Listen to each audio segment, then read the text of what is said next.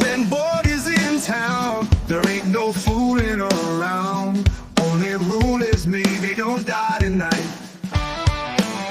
Jasper just got back to town. Since he'd been back, food been rotting in the ground. Where the heck boy gone to? You'll know when he get back, cause something else will end up bad too. The Lord is back in town. Come out and play, don't get led astray.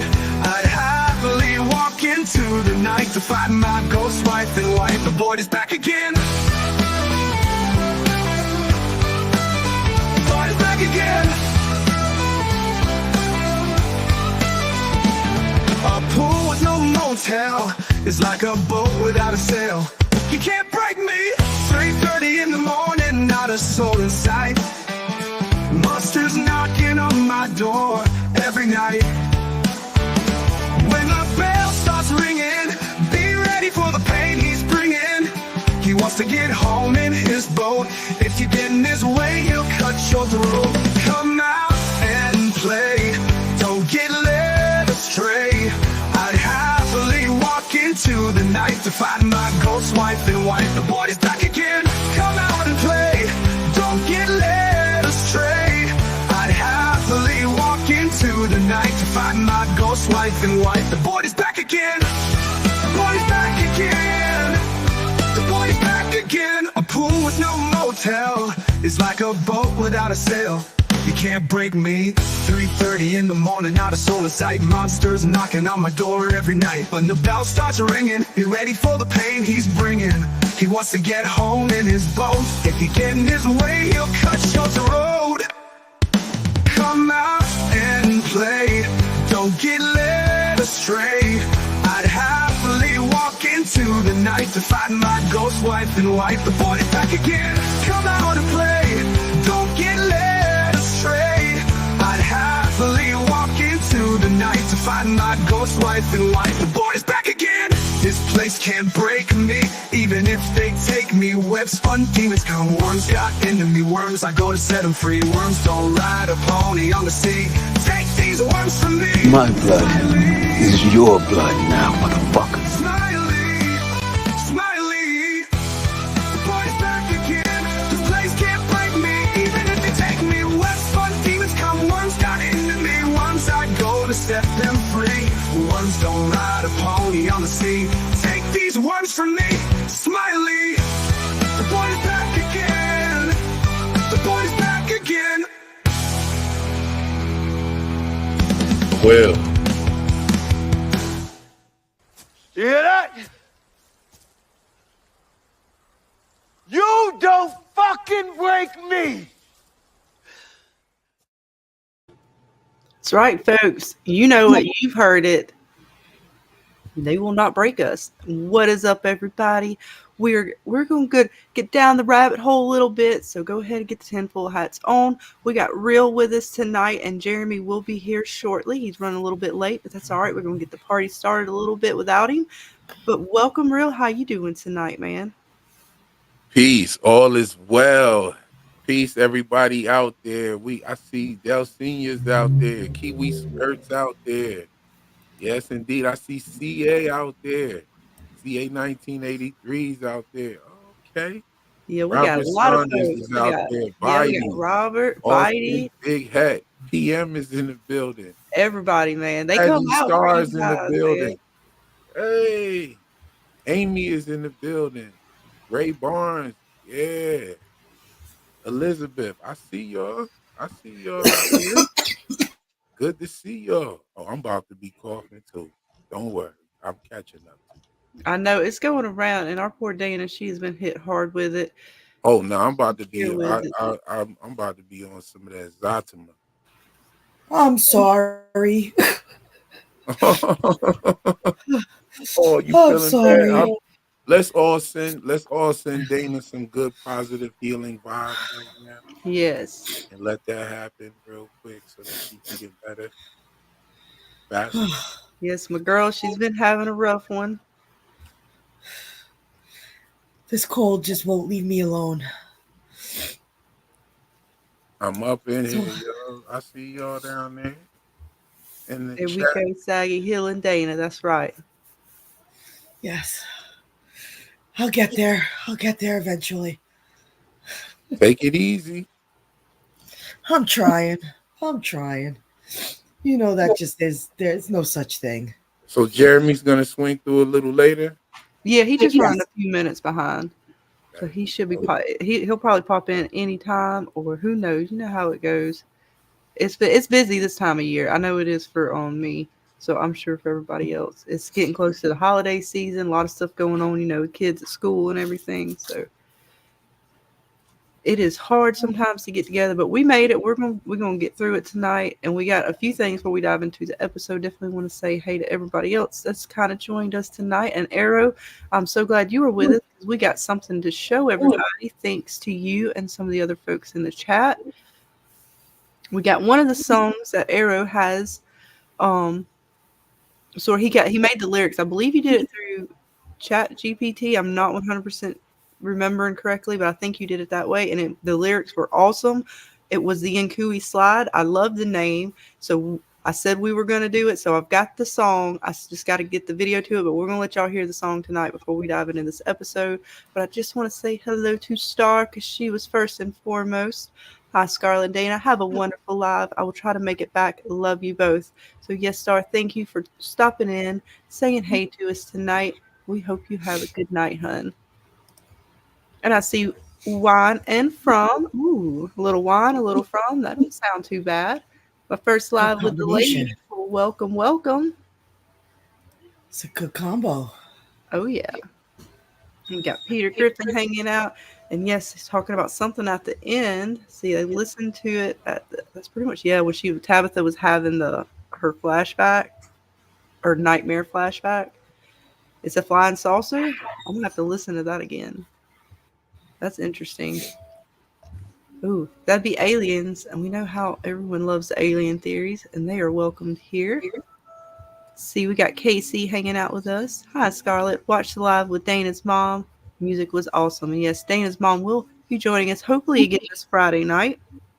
We'll try to go a little bit earlier, maybe, or even Saturday night. I think we might try to go on with her. So definitely look out for this weekend. We will definitely try to have Mama Susie back on, but you guys love to call her the From Mom because she enjoys Yes, she's coming on very the excited. radio.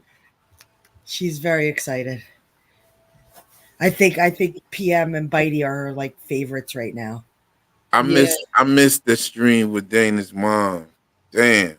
Yeah, I had missed that. Damn, me and Dana was talking on the phone before that. Mm-hmm. I had to do some work, so I was like, damn, I have I to. know you're trying to catch up. Look, you went on the trip, and I know you're trying to catch up, man. Yeah, It's a lot. that threw me off. Now I'm still thrown off. I still haven't. I've been trying to stay away from, you know, videos and content about so bad. Like I know y'all probably gonna drop. I honestly, I haven't even kept up with most. I think I watched the trailer for this episode this morning. Oh, Jeremy dropped it. But other Mm. than that, I probably haven't caught any of the actual videos of people. I've caught live streams, but actual videos, I probably haven't caught any of them. Just out of time, more than anything. I finally got all 10 episodes of my web series done, written. Nice. Nice. All 10 episodes. I think you guys are gonna love this. I let somebody preview it. They were reacting every line they read. It was a reaction. This is gonna be fire. I love it. I'm glad I'm Oh, finally I can't wait. When are you dropping it? I don't even know yet because there's so much I have to do. I have to do music well, first I have to record the voiceover. Then I have to get voiceover actors because there are other characters on it. And I want to use I don't want to say the female lines and the male lines and stuff myself. So I'm looking for voiceover actors for it. And then I have to do background sound effects. Like if somebody's walking up the steps, I have to do some sound effects for that. Um, Yeah. just, Nice. then the music and all of that. And, but And you I'm got a hoping. birthday coming up too. Yeah, Yes. my birthday's Wednesday. I'm That's hyped. right, guys. I'll be the big 4-5. What? Yeah. What's Oh, up, Susie? welcome to the 40s. Welcome to the 40s, right, guys? I Mhm. know. I can't wait to Scarlett ain't with celebrate us with you. yet. Hope all you guys, Scarlett ain't with us PM, yet. AP, all you guys come hang out with Real Wednesday. The Yep, Wednesday we'll afternoon. be with them. We gonna go. Are you streaming Wednesday afternoon? I know we gonna be Yes, there. indeed, I am. I'm sitting. My bad. I was sitting there talking to my son. He was like, "What's going on? What's who you live?" I know, like I said, man, Like, it's not. he's like, "Who you Look, live with right now?" He said, "Who you live with?" Yeah, so it is. It. I'm happy to be in the 40s. I've been in the 40s for 4 years now. I'm halfway through the 40s. I'm one of those type of people where I embrace older age. I embrace all my gray hairs. I love it. Like, yeah, I mm-hmm. love that. I love just embracing the fact because I come from a place where a lot of my friends is in prison or they dead, and to make it as far as I have and remember, like when I was a teenager, friends passing away in my 20s, and I look around and I see certain things, so I embrace age for sure. Yeah. See who else real quick. Let's see who else we got hanging out with us tonight. And I saw Mackie hanging out with us. Let's see who else. I know I saw a lot of you guys piling in. Make sure I can't remember. We said hey to All City Big. What is up, hun? I know we said hey to Ray Barnes. I see Fletcher the Chromonacle. What is up, hun? Glad you guys are all hanging with us tonight. It is Monday. It is the start of a new week. I swear, I'm still in the weekend. I haven't I transitioned know. into the week yet. So I I am. apologize, guys, if I'm a little brains catching back up that we're on the another week. It's Halloween week too, so trying to finish costumes, getting everything ready for the fun of Halloween night. I Yo, apologize, my brain's not there yet. why did my chat disappear? Uh oh. What happened? What's It's up, like Woodrow? Let's see who it else we looks got like as I full scroll screen mode. down. It's like big screen mode, but it's not full screen mode. Hmm. I see Laura hanging out with us. What's up, Laura? Glad to have you with us tonight. But yes, guys, there's also a poll up there, so we will close that out in a few minutes. But what do you guys think? Is Fatima still pregnant or not? Is she? Is she just play? I swear to God, this whole episode was a troll for me because I feel like the whole way through they were trolling us on so much stuff, but it was still Yeah, fun. this episode was definitely a troll episode, but I loved it though. It was a good episode. Oh yeah. What is up, Chocolate Beauty? Glad to see you as always hanging with us I don't tonight. know about Fatima being pregnant. You got the poll up there. I'm in the poll now. I'm in here now. Mm-hmm. Okay. Yes, guys. I'm Let not us know sure. what you think. Yes, no, or not sure, and we will see what the results are in a little bit. I see 40 Stephanie hanging out with us tonight. So what I'm gonna do is go ahead and pull up this song real quick, and then we're gonna dive into the episode. And this again, the lyrics were created by Arrow in the chat. Let's see how you guys like it. Make sure I get the right one. All right, here we go, guys.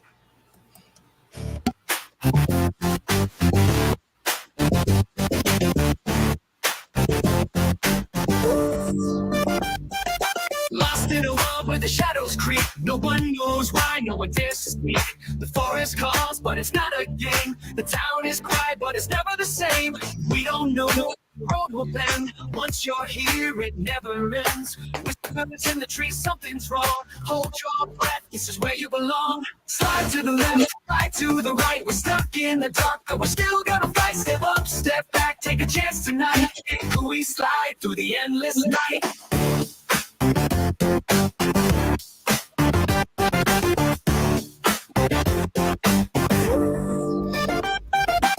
The lights flicker, but you can't see through. What's real or a dream, what will you do? The town folks smile, but their eyes stay cold. Once you're here, you'll never grow old. Can't run away, can't hide no more. This place is locked, but there's no door. Turn around, but the path is gone. Keep moving, don't stop, keep holding on. Slide to the left, slide to the right. We're stuck in the dark, but we're still gonna fight. Step up, step back, take a chance tonight. We slide through the endless night.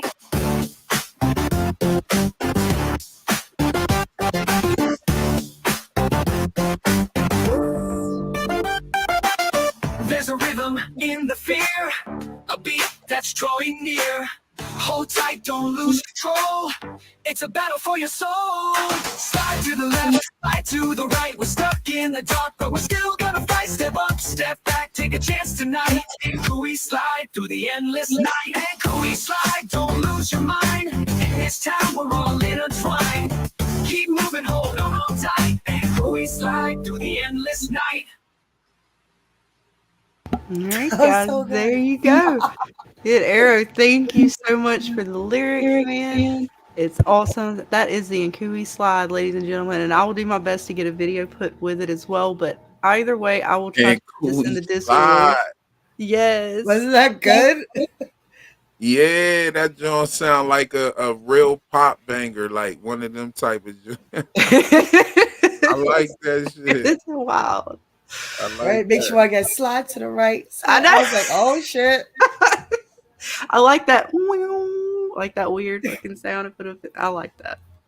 But yeah, guys, that was Get cool. one of them and Cooley kids and like put them in After Effects and make them slide around. Mm-hmm. Let's see what we can do with it, man. Get a picture of one of them with the when they got there's a behind the scenes footage of the Ankui kids with Crocs on. Oh shit. Yeah. Yeah, get that. Yeah, But that yes, that was guys, a so fire little joint. thank you again, Arrow. That is also they were awesome lyrics. What was that? Arrow did the lyrics on Chat GPT and then what happened? Tell me what happened. And then I put the lyrics into Suno and I typed in, let's see, what did I use on this? Upbeat dance, mixed beats, 90s. And that's what it gave us. Oh, okay. So you put it into like an AI joint and made it. Okay. Damn, AI. Like, it sounds AI is getting scary, it's yo. scary. That shit is wild. I know. It is super wild. But I mean, because it's not, this is what you see on the screen is what I use. I use Suno. Suno AI. And yeah, man, Arrow's actually come up with a few more that he has put or either sent me or put in the Discord. So I'm gonna definitely check them out. We are going to do another song just for you guys in the chat. So start thinking about another song title. I know you guys have already thought of a few, and I'm wanting to say hopefully maybe Wednesday, Thursday, if not then Friday night, depending on how this week goes with Halloween and everything. We will go ahead and do a poll for you guys so that way we can pick the name and start the process again for another one of these awesome songs. But I still have the other one that you guys liked from The Void Is Back Again. I'm going to try. I started on that one. I've got to finish making the video on that, and I'm going to try to put a video to this. So have all that stuff out for you guys, and I'll have it all in the Discord. I'm going to put this song in the Discord tonight after we end the live, so you guys will have access to it to do as you will. And yeah, but that's where we are with that. I'm still demanding my Jim Suck song. Well, look, you have another chance by this Friday night to put it in the poll. Whoever is with us on the live that night will help us pick out the top 4, or I think I can only get 4 on the poll. So however many I can fit on the poll essentially is what we're going to use. And the folks on panel will help us make that decision. And yeah, we'll let you guys vote and we will move forward.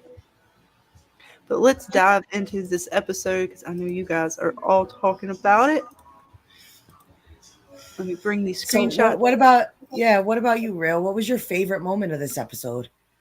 My favorite moment in the episode was Jade talking to Tabitha in the bar about the numbers. What do you think is up with them numbers? I see a lot of people have been saying what I surmised from what we're seeing, and that it has something to do with music.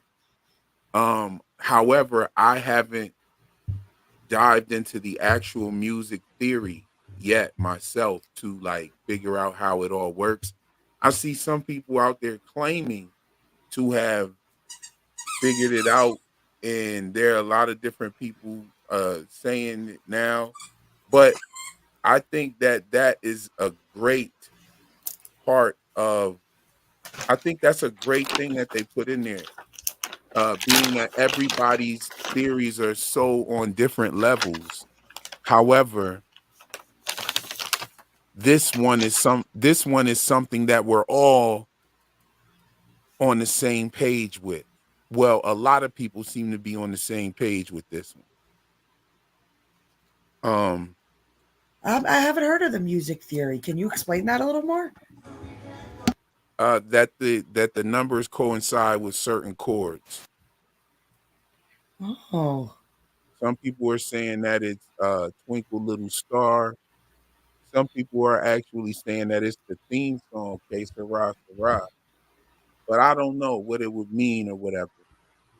Um, I remember Tony and I were talking about it today, and I didn't really want to even get too much into it because, you know, I haven't really sat down to make my theory about it yet. I have a lot of walking parts to it. It's a lot of information. And I'd have to say that my secondary favorite part of the episode was when we got the reveal that Tabitha also has had um, dreams about this place. So now we're looking at Tabitha and Abby both having dreams about this place, and also Miranda seeing the place before she got there. And so I have a whole theory about that as well.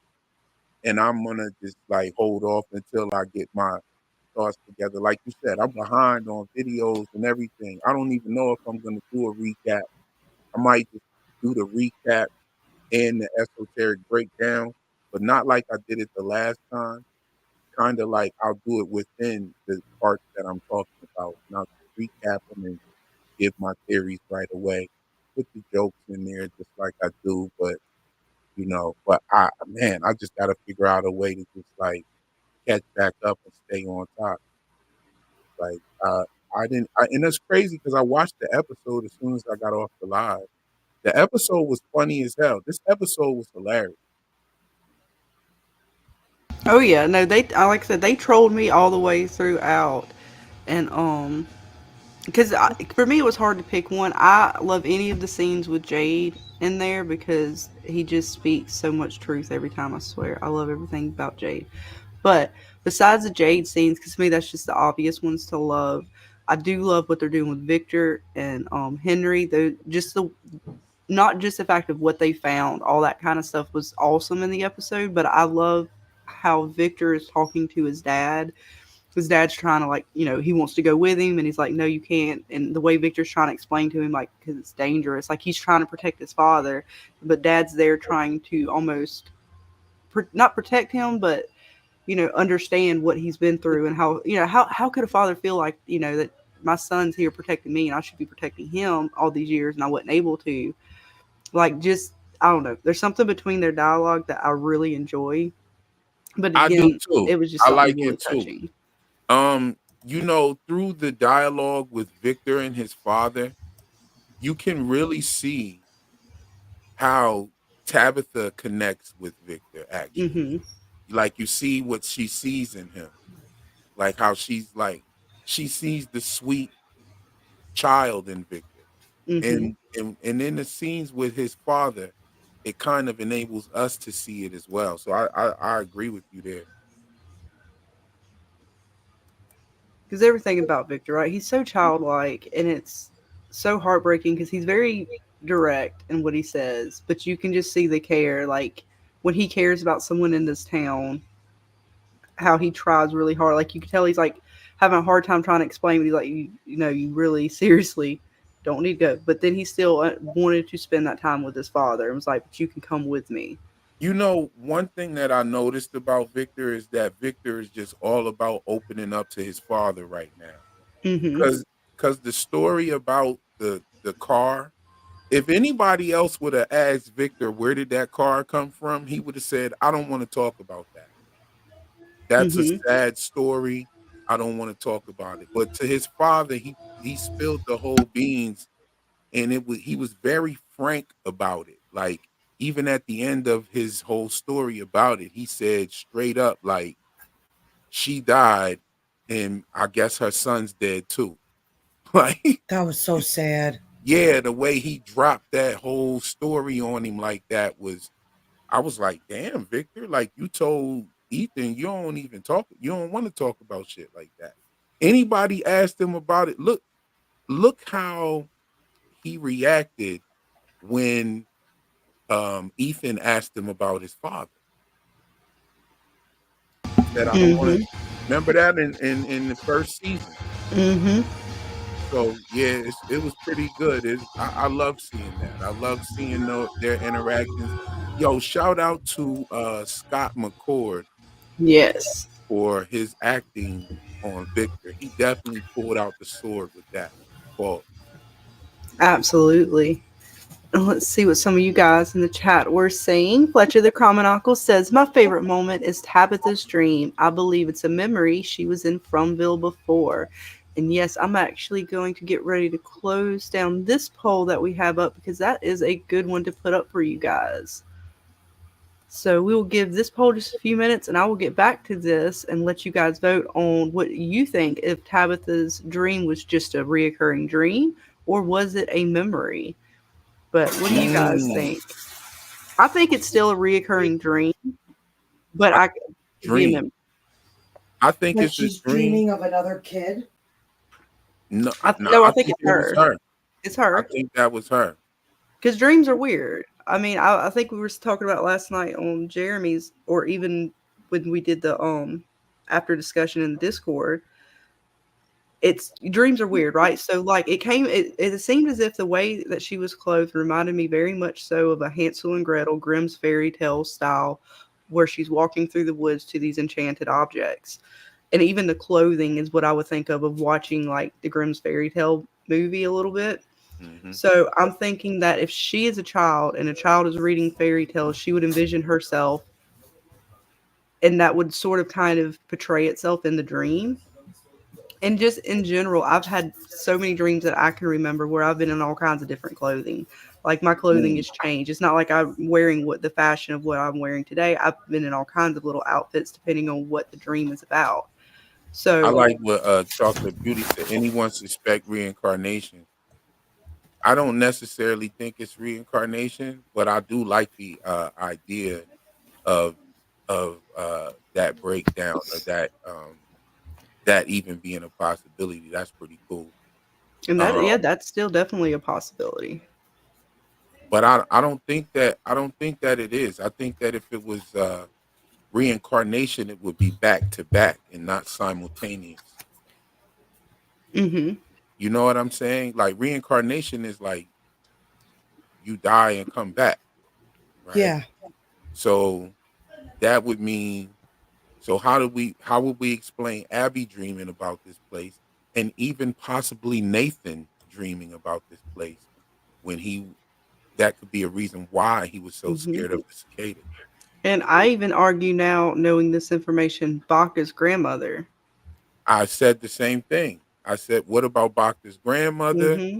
You know, what about Elgin's grandmother? Because they all were wondering where the ties of this place are coming from. Well, if it's nightmares and all these folks are having dreams that they, because like Tabitha, she's never been to that part of from before. How would she even know that was from in a nightmare? So all these individuals could have had nightmares of different parts from, and they may not even be the chosen. The chosen is the one that I would think sees it regardless, like the way Miranda saw it, because she did. But then again, now we don't know if she saw dreams prior because she took Henry to the tree to have that acid trip, right?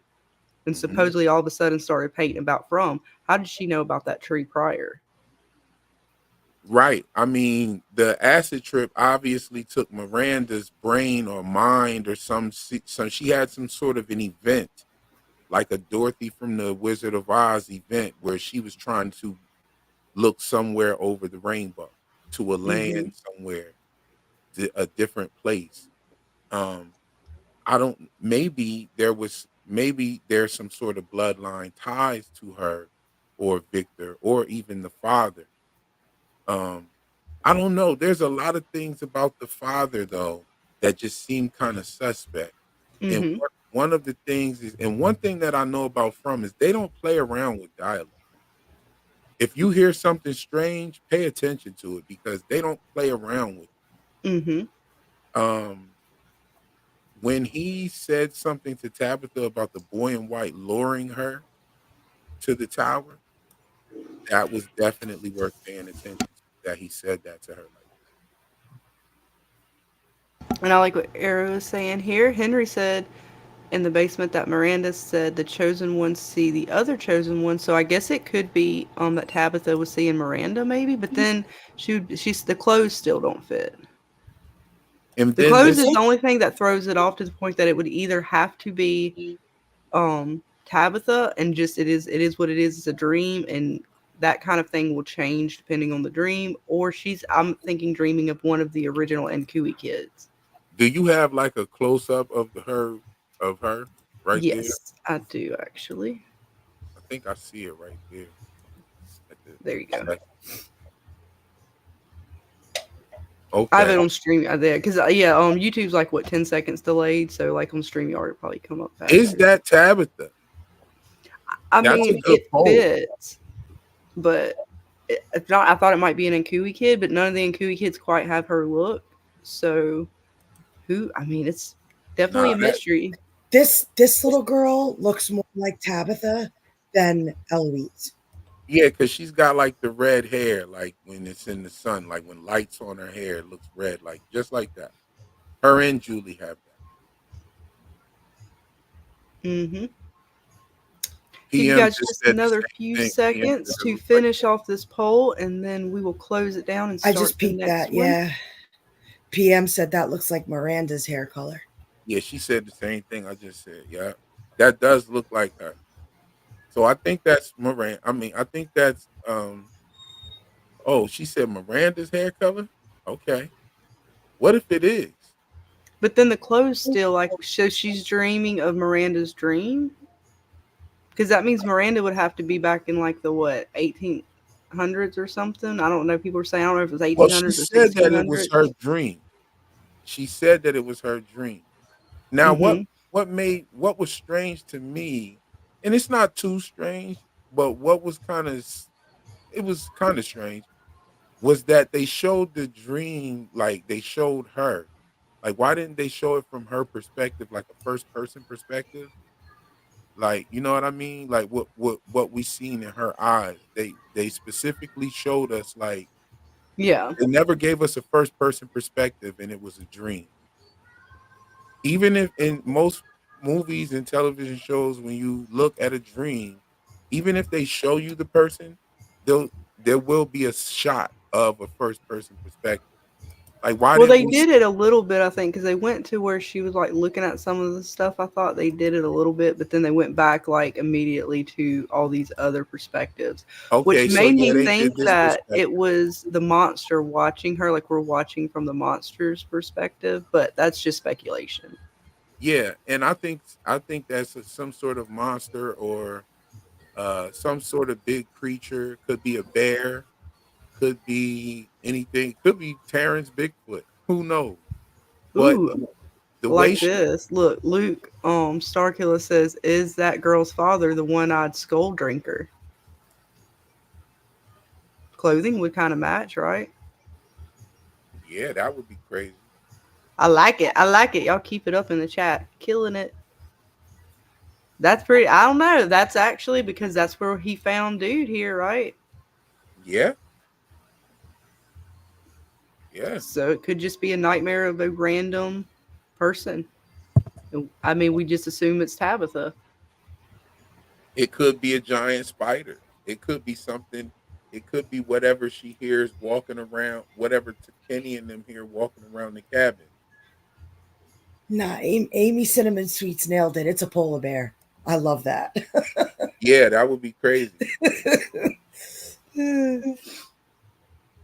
If it's a polar bear, I know Taryn is gonna flip. More lost connections. Oh Yeah, yeah. that would be crazy. And that would, I mean, any kind. It has. It's not a regular human that she's screaming at like that. You know what I mean? Like if it was a little kid that was afraid of a human like that, they would probably just be there and look at them in terror. Hmm. But a monster would make them scream of some sort or something, and it would also explain why there are bear traps out there, like Yup. Breezy K just said. There You you know, go, guys. I just ended the poll. Is Fatima still pregnant? 53% said no, 27% said yes, 18% not sure. There you have it, guys. We will have to Ooh, wait and see interesting. where they take it. I'm definitely on that. I think she is, but I don't know for sure. Because, man, they set that up for that pregnancy too much just to be like, oh no, she ain't pregnant now. I'm hey like I yo, get it. And I that get the hit that like psychological. button, y'all. Hit that like button. 74 people in here, 41. Let's get the get them likes up. It's free. You here? that would be some crazy shit if this place just did that to fuck with Fatima. Because if this place really wants to break someone, thinking that knowing you can't get pregnant, then to think you actually are pregnant, regardless of if something was monstrous about the baby, and then to take that away from someone, That that definitely would that in suck. itself it is gonna just break her to pieces. Yeah, she said that she felt like this place was torturing her. Yeah, I She can't even said that. imagine that. When she got pregnant, she said, I feel like this place is torturing me. She said that to Donna. And Susie what a way to Greenberg says, torture how someone. far am I on Lost? I stopped watching it, yo. I'm not even gonna hold you. It's just Real, but you but broke I'm my not mad. heart. I'm not mad at anybody dropping spoilers or any of that shit because I mean the show is over a decade old. I can't really ask people to walk on eggshells over a show that's like a decade old. I stopped watching that shit because it was too many flashbacks and it just had that big network corniness to it. And From hits way harder than it. You know what I'm saying? Was Tabitha's nightmare a real nightmare or a memory? Ooh, Yes, guys. So I put that one. That is the new I'm, poll in the chat. I feel like I'm cheating with my answers. I keep hitting not sure. No, I put it there because to be honest, that is a selection. I mean, this it's hard. These are really hard for me to say, and I mean, I can see them totally as Breezy cases. I think they purposely led us to believe it is since Rosemary Baby is just an overused trope, and From seems to want to flip on tropes as they pretty much was trolling me all throughout. Now, it's still they're definitely not only did they troll us in a sense with this pregnancy, but right after we see Fatima and her realizing that there is not a bundle of joy tucked into her belly, or at least not one they can see. We go like right over to Elgin and looking at the photos of Fatima and everybody else at Colony House to find the kimono lady pop out and quite literally grab him up. Yo, that was one of the funniest parts on this too. The way the kimono lady grabbed him, she was like, "Come here." And so it was just happenstance, right? Right after we see Fatima no pregnancy. So they're definitely hitting hard back to what a lot of you guys thought that this chick here has something to do with Fatima and possibly Elgin and maybe even the lake. She's still popping around. Definitely, I mean, the fact that they did this, like if it turns out that she has nothing to do with this kimono lady, I'm telling you right now, this was the biggest troll of the season. If it turns out this chick has nothing to do with Fatima, they trolled us so fucking hard. But it's looking like she may be. I mean, I don't know. Okay, so I don't think that's Fatima at all. That I mean the the path with least resistance would be, oh, Fatima's the kimono lady, and whatever's happening to her with eating rotten shit is what is doing this to her. But that doesn't look like Fatima to me.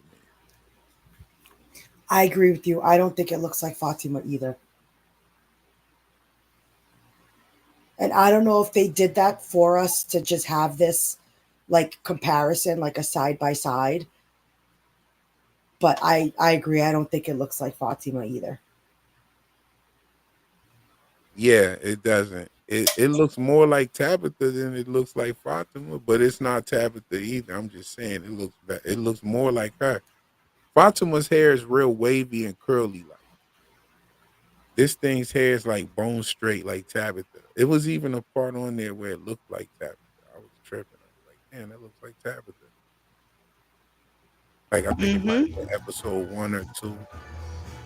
Yeah, when they first like showed her, it did kind of appear as if it might have been like Fatima, but now, I mean, I thought it was some just straight up kimono chick from the start. I didn't necessarily think it had anything to do with Fatima, but they, as they're doing here, they're very much so almost influencing me to think that they're wanting it to be associated with Fatima. But then again, I've been wrong about so many things. I have no idea.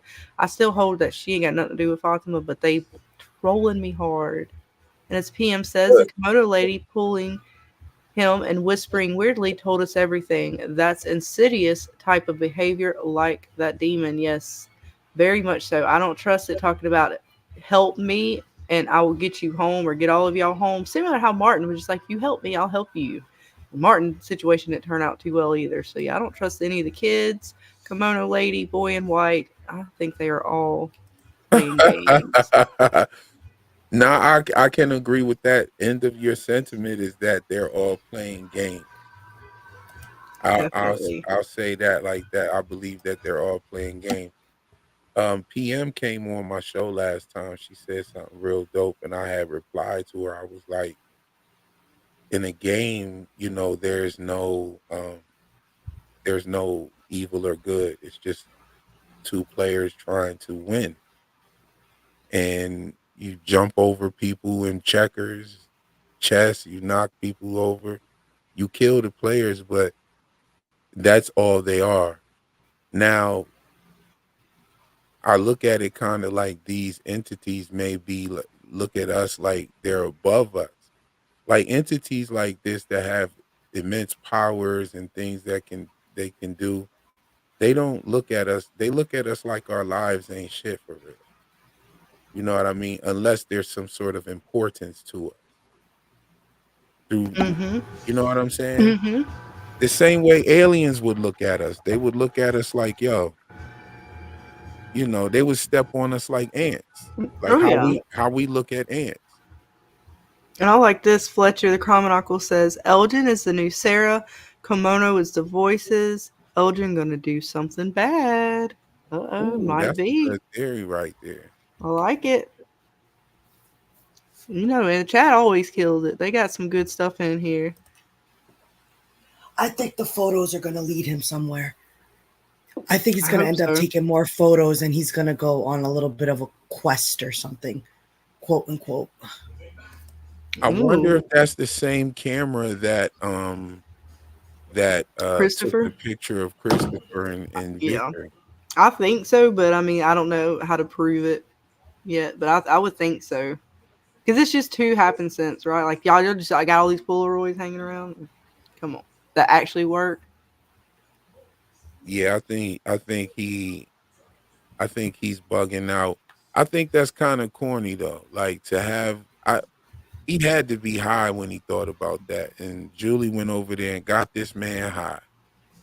And they go into the basement, find this camera, and now he has a bright idea while he's high to take pictures of everybody in Colony House. He must still be smoking because when I got sober, I would have been like, I don't think that's a good idea. I'm not fucking with this camera like that. Man, I wouldn't be fucking with it anyway. Like, half the shit these people do, I wouldn't be fucking with just because of the crazy shit going on in here. I'd be like, look, it's all fun and games in the world or whatever, but when you cross into this kind of a reality, look, you gotta be careful what you do.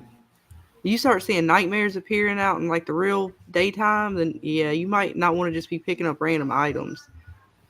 For those out there like our good friend Levi Bruce Lee, he is a big supporter of or I know he was of the cabin in the woods theory.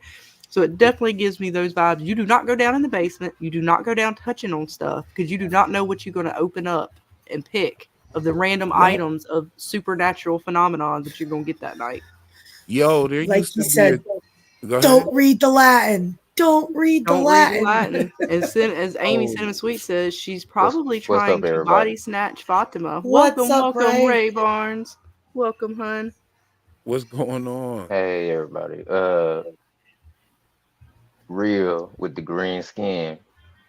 Okay, You said it was meant to happen. We that's something else. We can get back on the front stuff. okay, yeah, we get to the green skin. What you know, man? Why you doing this on here? Every time I come on here, yo, we take this shit way to another level. Every time That's I what come happens. on. Look, we got fever around here, so it happens. Yeah. Okay, so I'm gonna talk about that, but I want to pull that back a little bit and for my video because Taryn was talking about green skin, but not in the context that I think that you are alluding to with me. You know what I'm talking about. Yes, indeed, the ancients. Yeah. We're talking about the cone heads too. Carbon 666 carbonation. Ah, yes. Okay. Yes. Okay. So we talking about the same thing. All right. Yeah, I'm gonna get into that. I'm gonna get into that. That's def. And we talked. I said. You said something on the last live. I definitely had to shout it out. But yeah, you know what it is. I used to Yeah. think about that all the time when I came into that information and knowledge, and I used to think about all the time how when I used to get my hair cut, my skin would be green.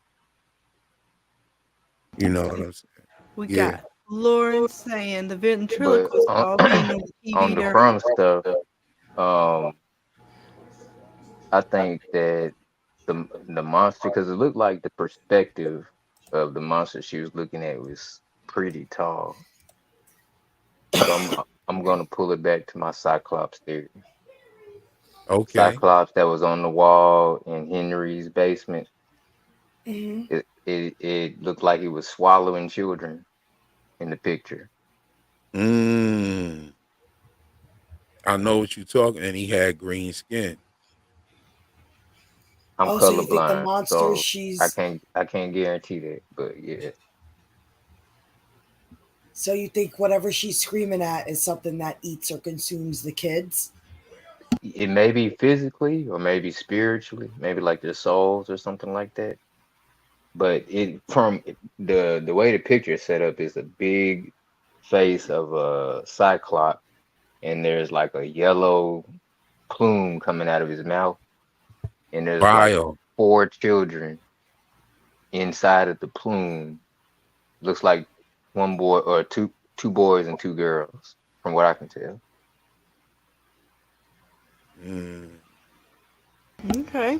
Let's see what you guys in the chat are saying. Lauren says the ventriloquist doll being on the TV during the Kimono lady scene in episode 5 lets me know she's not good.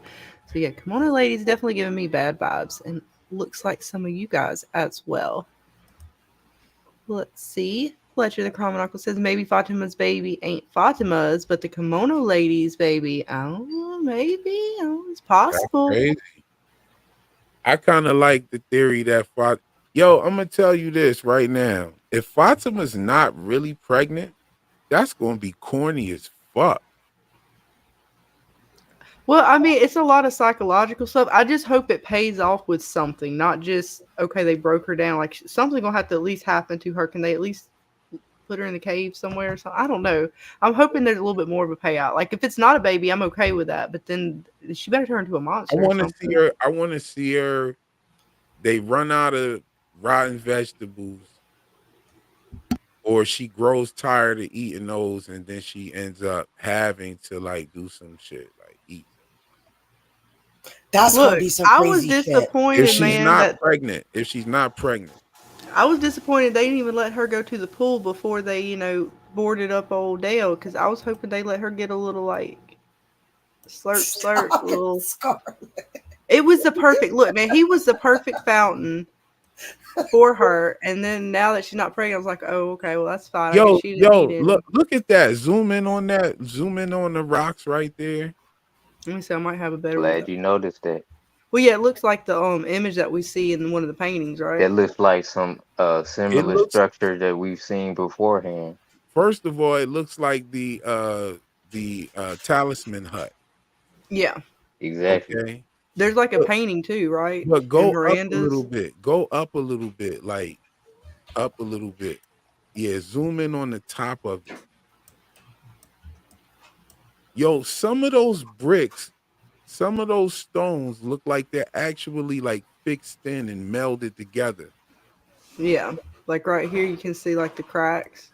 Like they use Yeah. cement. That could be I don't know if that's like because it was production and they actually wanted it to be like They sound or actually wanted it something, to hold or something. or if that's like some magic rocks. I'm not sure. Yeah, that or they use some type of direct energy weapon on the rocks and melded them together or some shit. Like what Well, the I shout don't out know. fuck? South I London don't know, bro. I think Reseller. it might just be Says good production evening. The on that. stream came up and suggestions came over from Reel's channel. Well, welcome, hun. Welcome. Ah, yes. We got Reel with us in the house. We got Ray Barnes. Jeremy should be joining us at some point I tonight. shared the live too. I shared it. Oh, thank you. Thank you so much, hon. That is most appreciated. You know Yeah. we just love hanging out with you, real. Oh, I love hanging out with y'all. Y'all already know. I be over here like You we. got my husband is hooked on your videos right now. Oh wow, yeah, that's what's up.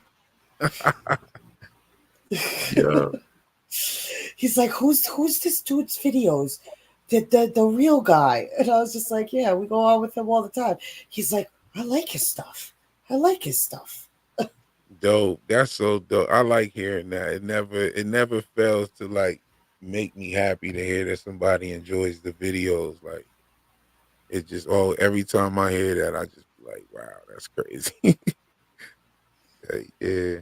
Yes. I'm just a regular dude over here citing things, and I think everybody has something great to add to the family or in the familiar, and I love it. I love it. I love everybody like PM and Fletcher the Cromanaku. You got Robert Saunders, Amy, everybody, Arrow, everybody I can see right now in the chat. Just be giving it up. Yes, we have a great community. Absolutely. Let's see what some of you guys are saying. Robert Sanders says the Kimono ghoul is the fairy, and I believe he's referring to, and I've seen some of you guys talk about it, sort of like a fairy of the lake or something like that. She's attached to the lake like a water nymph, maybe. That is definitely a possibility. Yeah, I said something a long time ago in one of my videos last year that Elgin didn't look too surprised when Fatima took him to the Brundles. He just looked at that shit like, I don't think Mm-hmm. this is it. Same. I think he was looking for water, but it wasn't the Yeah. Brundles. So have we talked about the different number of characters that had some type of premonition before they arrived? No, we have not. Because that's Tabitha, Elgin. I want to say Sarah had something going on where she thought. I want to say she heard something before she came. Maybe I'd be I think wrong about that. her brother might have saw them cicadas and that's why he was afraid of them. Well, I'm talking about just as far as like a premonition of Of this something city. telling them to, yeah, something telling them to come there. Father Katri, What did um, he have? Father Katri is Oh about to yeah, kill something himself. told him. Yeah, Yeah. something told him to keep going, whatever, and he And ended up there. Kenny's father heard voices that took him out of the house. Right. Okay, but that's out of the house. I'm talking about before they got to From Land. Yeah, that was He before that that was was before From.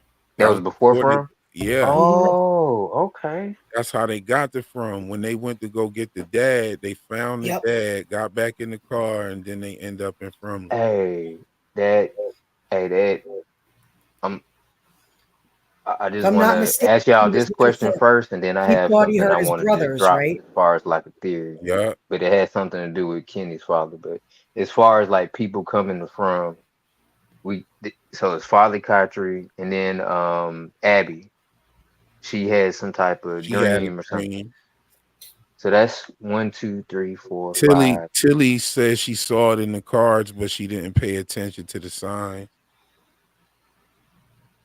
Oh yeah, when she had her tarot reading. Okay, so Yeah. that's so 1, 2, 3, 4, 5, 6, 7. Am I counting that right?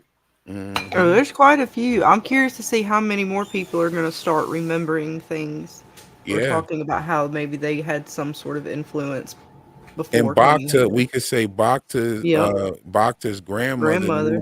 knew the nursery rhyme. I'm like, Right. where'd that come from? And I like the nursery rhyme aspect coming into play into this because you sing yourself a lullaby to go to sleep. Sometimes kind of soothe you, but they're using it in such a creepy way, so it's nice. We got the nurse who hums every night. I know you guys have been diving into some of that stuff, but yeah, London Bridge. Go check out some of the lore on London Oh, look Bridge. at what There Lauren is just so said. much out there. Look at what Lauren just said. Very captivating question. Simple but very captivating. Yes, sir. Hang on Why one did Tilly say she was pregnant?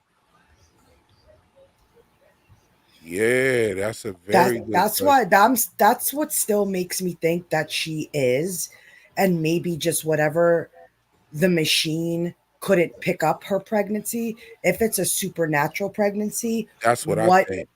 what if the ultrasound couldn't pick it up because it is itself is something from the real world. Oh yeah, that's a Fatima's good pregnancy is something observation. from within from. It's not a Yeah, real because quote unquote pregnancy. Fatima's pregnancy. I think she's pregnant. I wish I could change my vote on the poll. Here's why I think Fatima's pregnancy. Because Fletcher says Tilly assumed nothing deep. Now she didn't assume because if that's why Lauren's question is so captivating because think about Yeah. this. Why did Tilly say that she was pregnant? But not only that, the revelation of the pregnancy is what jogged Elgin's memory on his dream. Yep. So it has to be a real pregnancy. Mm-hmm. I mean, I'm assuming so, but again, with this show, anything is possible. They've definitely, like, after this episode, the way they trolled me on so many fronts, because they troll, even when we talk about the Tabitha thing.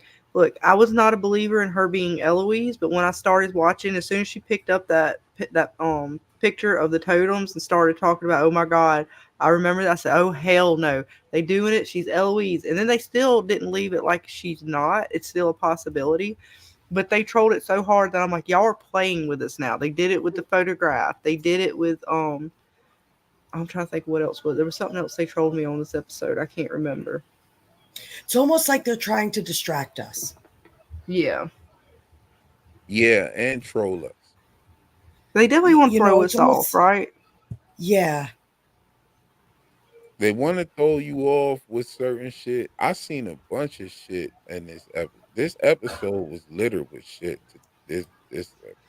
Okay, speaking of this episode, and you know I got to bring it up because now that I got Real and Ray up here, do you guys now think after Clara popped up on Elgin after that photograph, do you guys think she's a little more sus now?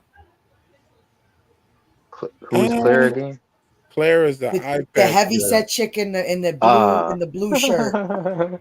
so Yeah, I'm gonna bring uh, her up. that's Another so instance, let's add it to her list of pop-up moments Yeah, that she's she got just like a happens shit to ton of be there. pop up moments.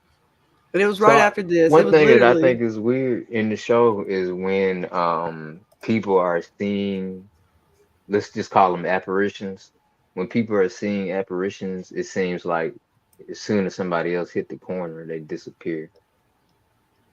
That She just just seems to pops keep on up happening. again. Yeah, but with her, it seems like she should have seen her if that was like, I don't know. I don't know. She's a little weird. And then also, I think she may actually be important because they're keeping her makeup relevant. up. Yeah, I with her. Well, I'm I just talking think about they're keeping the continuity of her eye being messed up. Yeah. They're I keeping the like what makeup done. Gospel Chick says. She But said she's like very literally helpful the only NPC. like background character or NPC, if you want whatever you want to call her, that is always just popping up in Yeah. these unique moments to Other where she's than Well, that's what either people are saying about other than Tilly too. Dale. Tilly. yeah, but Clara's a little. She's been doing it from season 1 though. She's got Yeah, from day 1 with Jade. She just happens to roll up with the bike that Jade just needed to ride around town. She's always just, I don't know. This I'm keeping my. I'm watching her. yo, and I think that her getting her eye like that is a symbolizes something, and Mm. at the very least, it's like what Del Senior just said. Keep an eye on her. Yup. Watch her. Telling you, watch her. It's like and literally That's a right, glass Kiwi. You my eye. girl. That's right, Kiwi.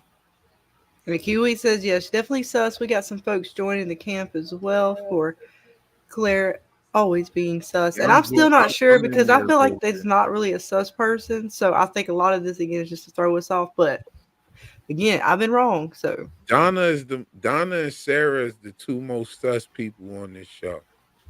really, you Yeah, see, I would think Donna. Oh, my Donna. Donna and Sarah are the two most sus people like on. Sarah's not Donna's looking sus from time to time. She kind of reeled it back in this season, I think. But Claire and Tilly, I would say, were the two most sus going into the season. And then, other than well, Tilly's not a sus for me anymore because I mean, it's kind of explained through the tarot cards. Like she is looking a little wacky chick. So The way Sarah sat on that bed that girl died on like that, and she just sat on it, just talking to Victor like it wasn't shit, and how the bed was all made up and everything. well, they're Yo, used to that that there, though, right? They're used to people kind of passing and having to sort of because the Matthews not had to do dying in that. the bed. The Matthews ain't make the bed up and all that shit after they came in there. Ain't nobody clean the blood off the walls in that room. They They didn't like walked. make the room up. They didn't fix it. No, they made that room is vacant. Ain't shit sleeping in there. I That couldn't room, remember. they didn't even they didn't even clean the blood off the wall. They didn't clean the blood off the wall. They didn't clean the floor. It's just blood on the wall when you go in that room. When they went in, when the They Matthews just first looked at condemned the that house, room. yeah, and they boarded the window up, and it's just a room that we don't go in. And it's Yeah, PM is definitely on the sus Claire. She joining your party. yeah, I'm joining a little bit. Like I really was. I just thought she was filler before, but then like her just keep popping up. She was right there. She was right there when Julie was going to steal the weed. She pops up Yep. on Elgin. She just She pops was the one up. on the roof of Colony House to say, "Hey, She, everybody, look at the storm." yeah, she's asking. She was in the background when Tilly was like, "Oh, Fatima's pregnant." She was standing there, right at the back wall, just Yeah, standing like what there. does she look like Yeah. getting up Hey, on that's right, top of the Purple roof? Haze. Elgin need to take more baths. I know, right? That is definitely something that needs to be done. I was curious about that too. Like he never changed his shirt. They didn't even make a mention. Like at least Boyd, you see him kind She of change never his shirt. changed her shirt either. She's She never changed hadn't. Yo, her shirt either. I Yeah, thought I she Elgin did. guarantee he you, kept it musty.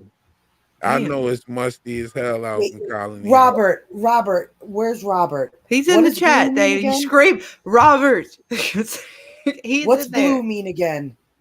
I'm safe. Eh, Well, interesting. she would She's be safe. safe, I I guess. wonder why.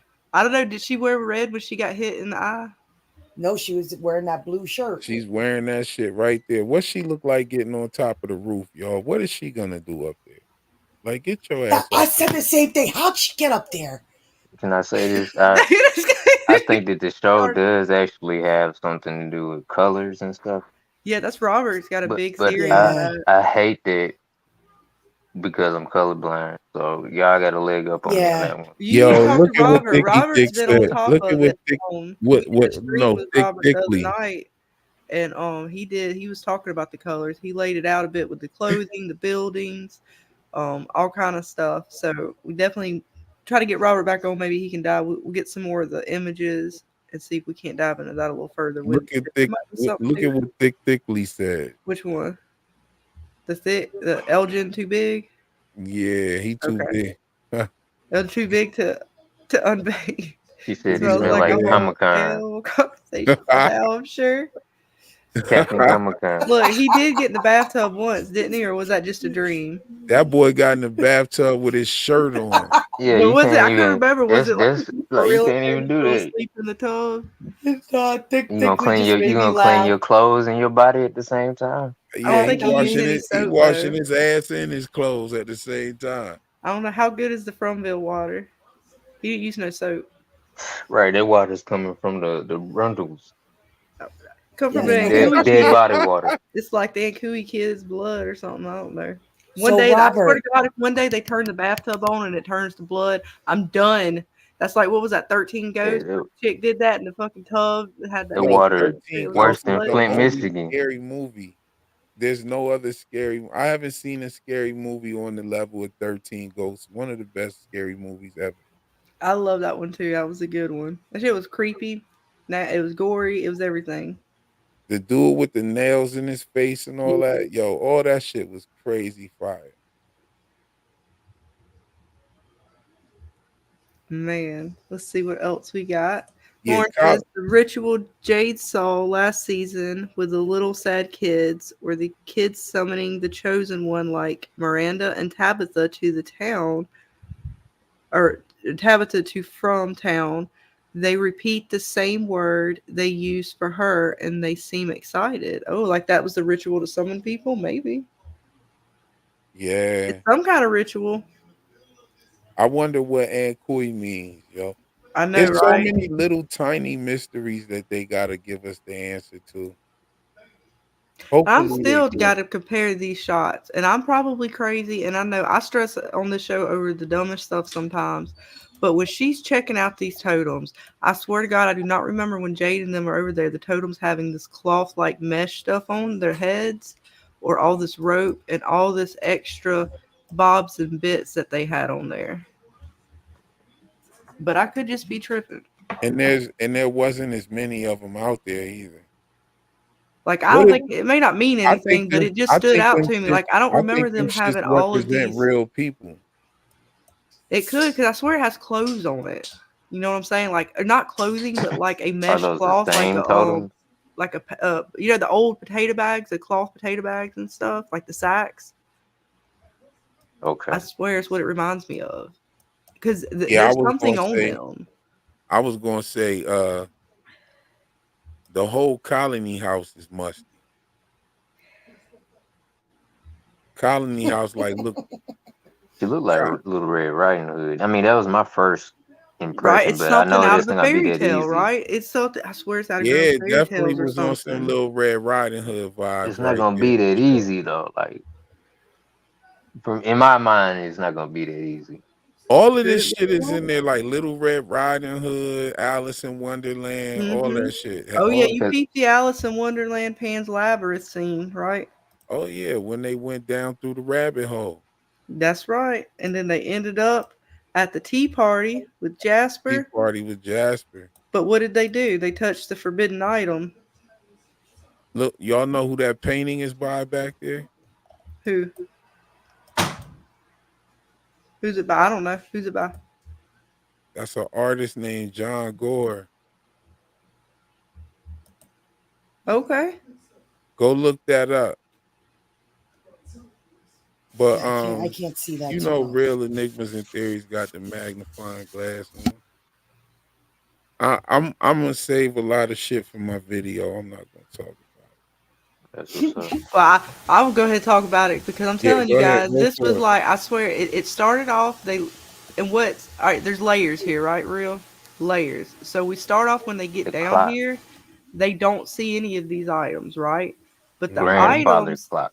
the items that are now put again with Jasper are the same items that Tabitha and Victor saw when he does find them again down here in the chamber. It's not just the clock, it's the bicycle, it's the bird cage, it's the all this stuff. There was even, I believe, the oh, where is it?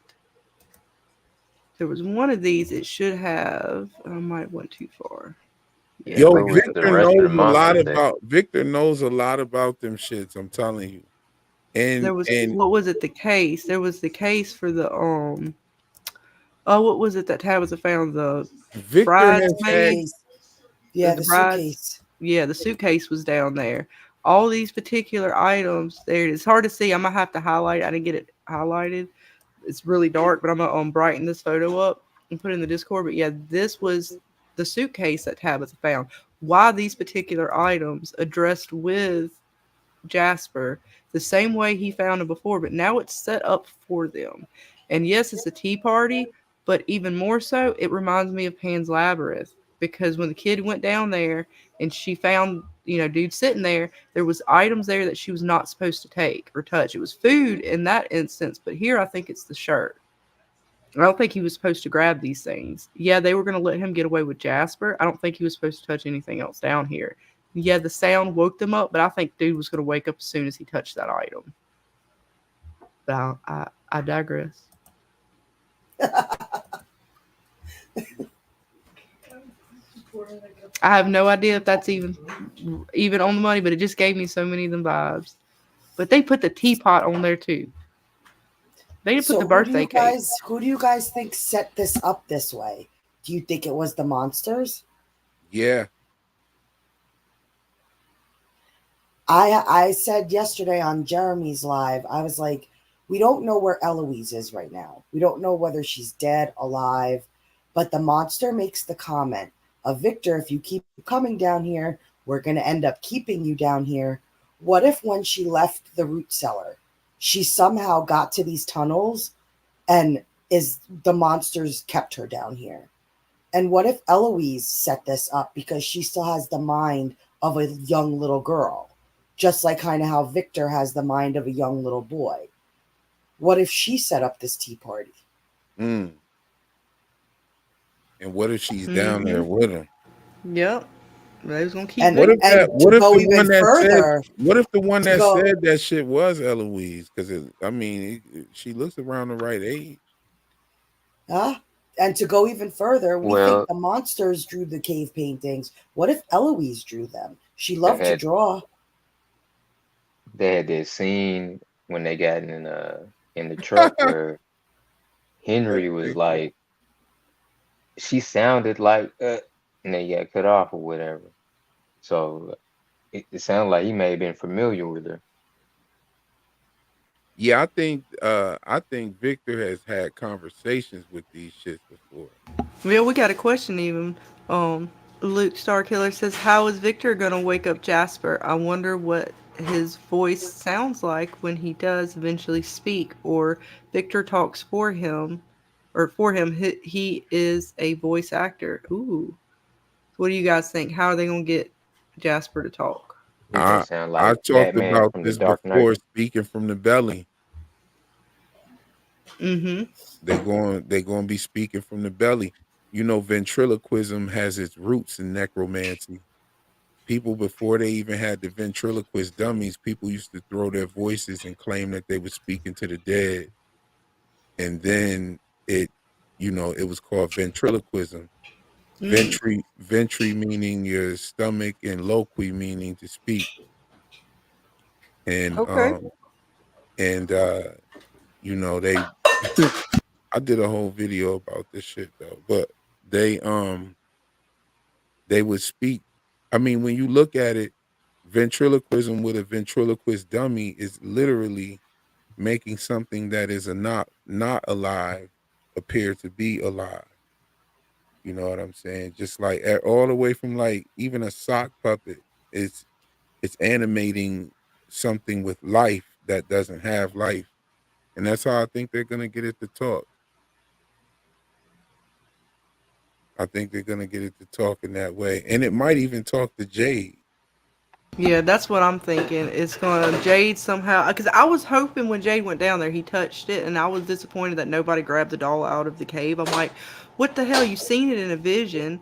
Why would you not take it with you? Like, that's a substantial item that you've seen. I would have taken it. Not that I think it was good for Jade to take it, but just where I was like, why would they not let him take it? But now I'm kind of glad that Victor has gotten it, because it's going to bring it back to town. And I can only assume that if Victor, he's been talking to Tabitha, and Tabitha and Ethan are both hanging out with Victor. I mean, not with Victor, but Jade in the bar. Hopefully somehow with Henry, they end up back at the bar, and then Jade's going to be like, what, you found this again? What is it? What is this? Hopefully there's going to be some more conversation about Christopher. and Eloise, and they're going to try to develop that a little bit further somehow. And I'm glad that they're using the bar as like the new hub for Discovery, like Jade and Tabitha and Ethan, and hopefully others will come there and sort of try to put the pieces together, like the Scooby Doo Shack or something. Do you think Jade quits drinking? I don't know. See, I don't trust Tom. Okay, I know he wants him to quit drinking, but I think it's possible that being under the influence, maybe the alcohol ain't the solution. The weed definitely seemed to be what he was smoking on when he was figuring out some of the other stuff that he was figuring out. He seemed to come in here high as a kite, and that was something that sort of gave him visions, or at least we all theorized that. So I'm don't trust Tom. He told Jade some things. I'm trying to remember exactly what he said in the conversation, but there was the way he was talking to Jade made me side eye Tom. It comes off as if he's helping him, but he sent him into the caves for something to seemingly help Julie. But there wasn't anything there that he found other than this doll. Yeah, he saw a vision, but he still ain't been able to figure out the vision. So I think the doll is what Tom sent him in there to get. And that's why Tom's berating him because he didn't grab it. Now he's trying to tell him not to follow the trail with these faraway trees. Well, both of these trees have numbers. You're going to tell me there's not a meaning or a connection between them? Even if this tree is not the tree, somebody built this tree for a reason. Finding those pieces and getting all the pieces is going to help him figure out, the way out of here. Not to mention that I think he was telling him something like the visions essentially don't mean nothing. Like, what about the Civil War soldiers? What about this? They all have a meaning. There is something behind this stuff, and to discount any of that is not right. It's almost as if when he was talking to Boyd earlier in the episode, and Boyd was not quite like convinced, and he was trying to tell Boyd, no, all of this stuff matters. It has to matter. Well, then here comes Tom. Oh, well, of course this, you want this to matter. You want this tree to matter. Very condescending. I don't trust him. I hope he keeps drinking. I think it's good for him in the context of the show. Let's see what you guys think. What do you think, though? Okay. Al- so no alcohol anonymous meetings for Jade. We need to keep him on the sauce. Something. That's an interesting thought because we know that Miranda did some form of drugs, and it allegedly is how her vision started.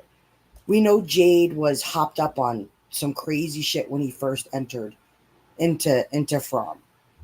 So could the alcohol or whatever possibly be giving him the visions?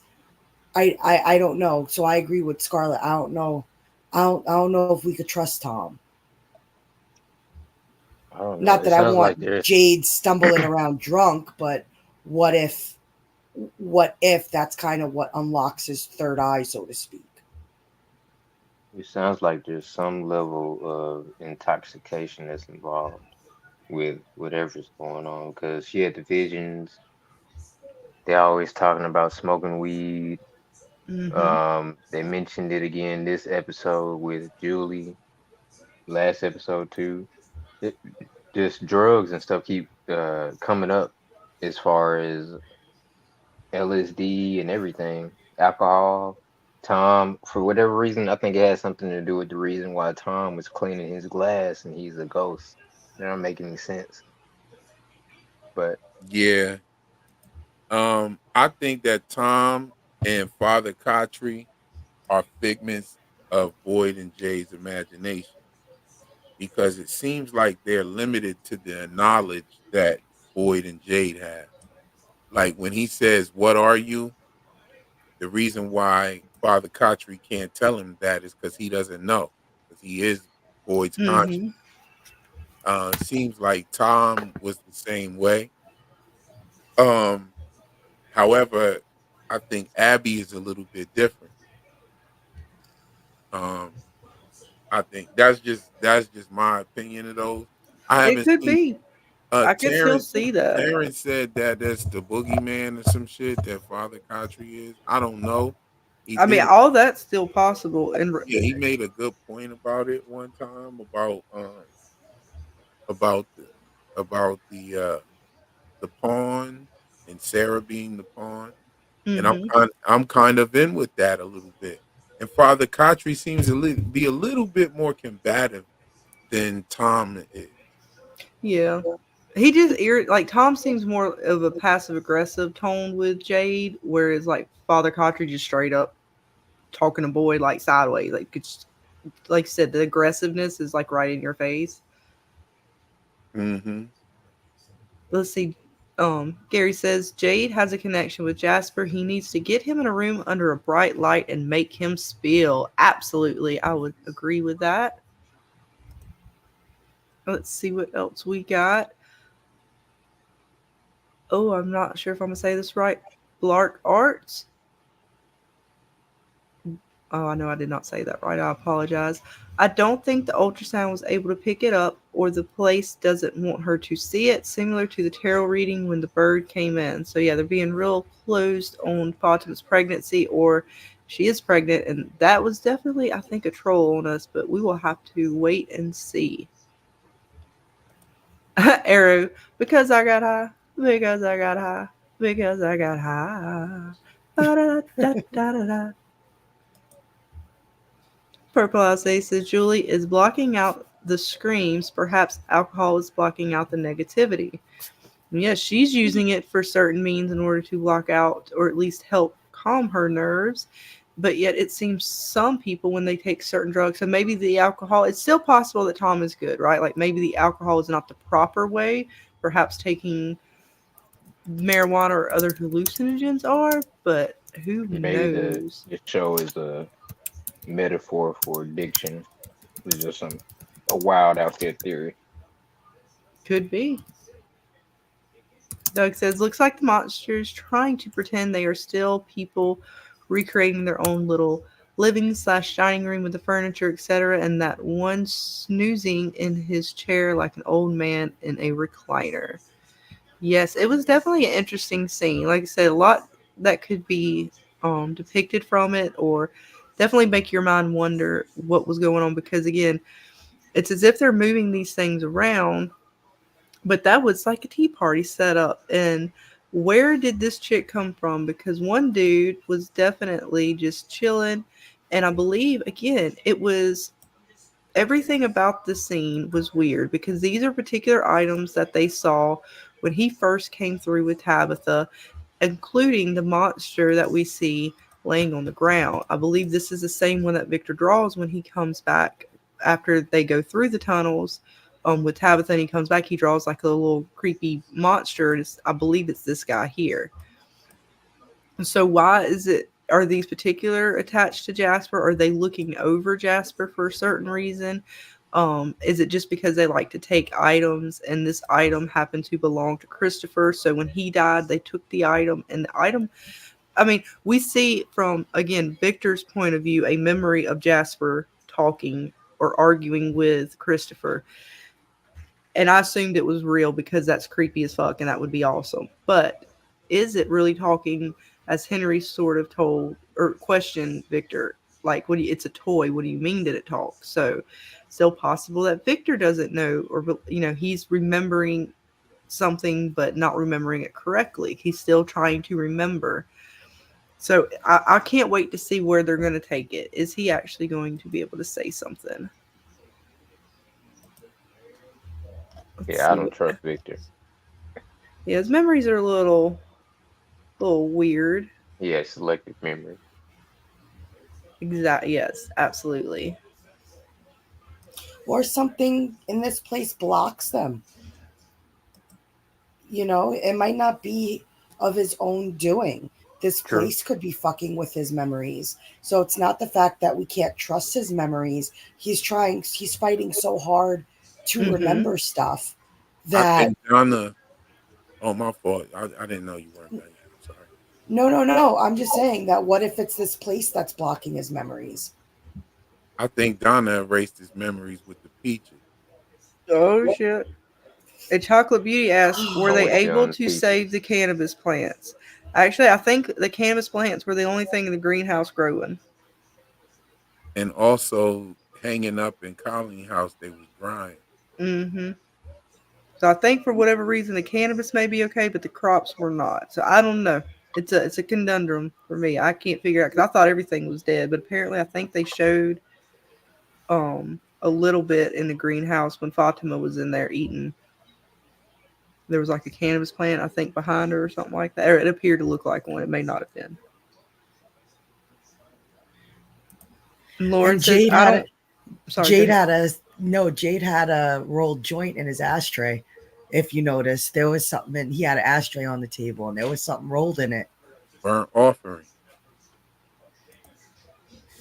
Yeah, back was it at the end when he was with Tabitha? Yeah. Oh, can I find it? Did I get it? Or was it earlier? I'm trying to remember which scene it was when he was with them. It might be earlier on, or I didn't get the ashtray right. It was later, right there. There's the ashtray. But I didn't get the one. I didn't get the view of it. I don't think. Oh, the shot. Yeah, when it was looking at him from the door's perspective. Yeah. See, Lauren says, I don't trust Tom, the priest, or Abby, and I'm right there with you. I included on that Martin. Definitely don't trust his butt. Nope, I don't either. Talking about sus. You want to know who's sus? The dead folks, Martin, the boy in white, the kimono lady, they are sus. All the people I just feel sorry for. Susie Greenberg, Tom was trying to get him to stop trying to analyze the bottles. Exactly. I do not trust him. Tom was giving Jack's dad. Was he giving Jack's dad vibes? When he wasn't Jack's dad? Wasn't it at one point Jack's dad was like the entity or whatever? Or is it Smoke Monster? On Lost, Dana? What? Jack's dad. I don't remember. He had some type of interaction with Sawyer. He was the smoke monster at one point, right? Or he had monster embodied him, or what the fuck ever. Correct. How they explain that, but that was what I think is going on here. Smoke monster, whatever the evilness is inhabiting folks that are dead, the same way they did it on the island. I don't trust any of them people. They pop off with. I'm telling you, Tian Chen pops up in here somewhere. I ain't trusting her either. But she will have her whisk, and she will be probably on Jade, bopping him on the head with it. Does Tien Chen show up? You think that happens? I was hoping she was in this episode. I don't know why, but I was hoping when Tabitha was going up the steps, she heard something because it was Tien Chen's house, and Tabitha and Jim had argued, the night before, whatever, is being all pissy. So I'm like, Tien Chen's gonna come up in this house. And she gonna scare the hell out of y'all, talking about y'all need to stop arguing and fighting. She was gonna bop him on the head with her whisk, but it wasn't. It was the Ankui kids. I just thought it would be funny, like I don't know. It was just like a missed opportunity. I have a small theory that the entity, whatever it is, can't understand Mandarin, and that's the reason why it took Kenny's father out first, and then his mom. And I was thinking this last episode, I was just, theory to myself. But then this episode, Ethan was sitting down trying to read the book that was in Mandarin, and that kind of like added to it, in my opinion. I think something might be in the And there book. just happened to be a book in from. Like, there just happens to be a book in from that will teach you how to speak Mandarin. I don't think so. I think only 3 people speak Mandarin, and 2 of them have been taken out. And Ethan's reading a book in Mandarin.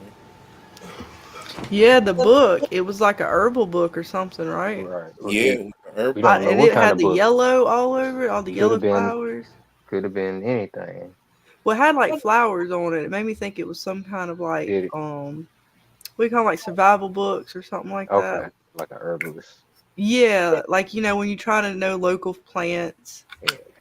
Let me find it because I took a picture of it. I'm trying to remember how that was after the fight. It was after Jade. But yeah, it was interesting because it had a lot of like yellow flowers, which we see a lot of those here. So I don't know if it was something that was already It was right before she right before she heard something and went upstairs. Oh, that's right. Some way this way.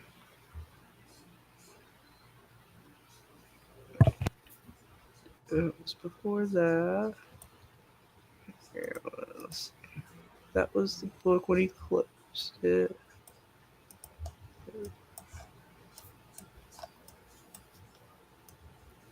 I don't know if you can tell, but see, it was like different plants. It had some yellow flowers.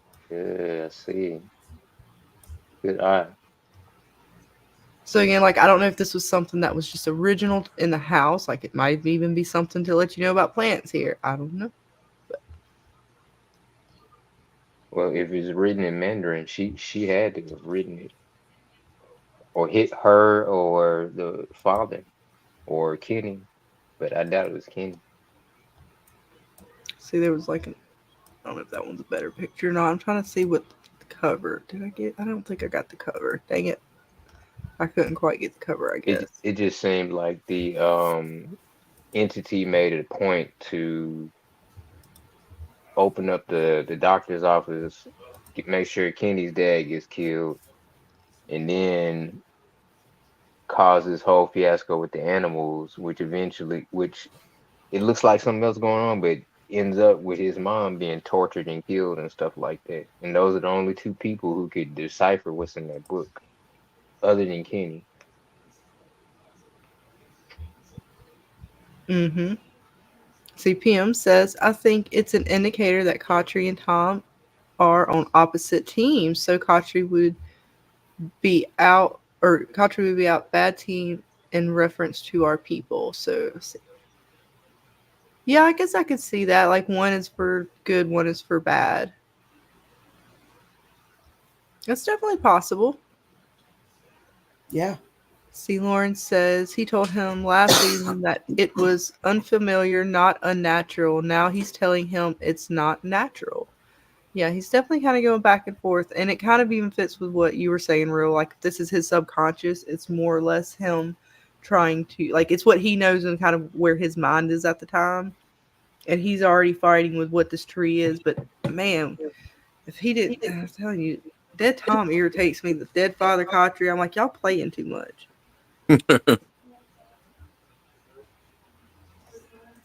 See what else So we got? out of all of the spirits that we've seen, do you think they're all on one cohesive side, or do you think there's a separation between them?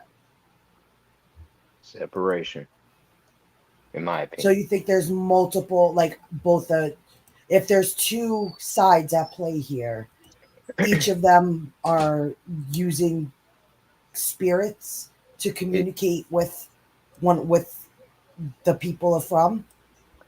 it doesn't seem like the boy in white is on the same side as the monsters and the.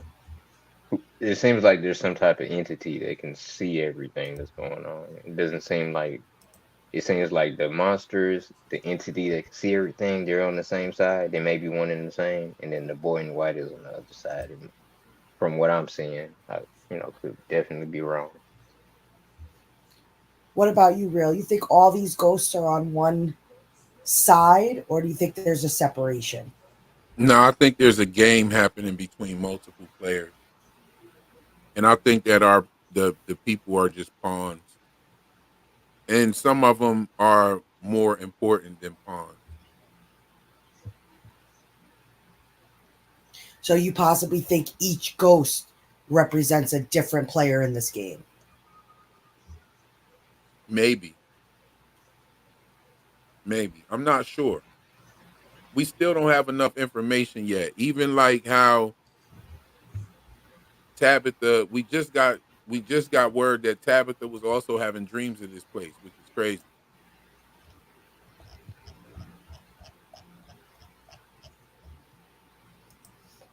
Yes, it's definitely going to be interesting to see what happens next. Yes, and I just closed that poll down. Let's have this nightmare a real nightmare or a memory. And you guys in the chat said 56% yes, 34% not sure, and 8% no. So there you have it. Definitely a mystery, but I'm definitely with you guys in the chat. I'm thinking it is a real nightmare, reoccurring nightmare, and Who is the girl? I'm not sure, but I definitely think it is a reoccurring nightmare nonetheless. So, what do you guys think? What's another good poll, Dana? Real? What do y'all think? What kind of poll should we put? Trying to think of another good one for you Do we guys. see Tien Chen come back as a ghost at all? Ooh, I Oh, like it. So I'm gonna type that up. You guys keep cooking away. okay. Let's see what else. So, See what do else we you got in the guys chat. think who do you guys think is gonna die next? Hmm. What's the For next some death? odd reason, I Important death, feel not not like a red shirt. I think Christy. I have a really bad feeling about Christy. I don't think she's going to make it out of this season. Either Christy or Fatima. One of them, I don't think is going to make it out of this season.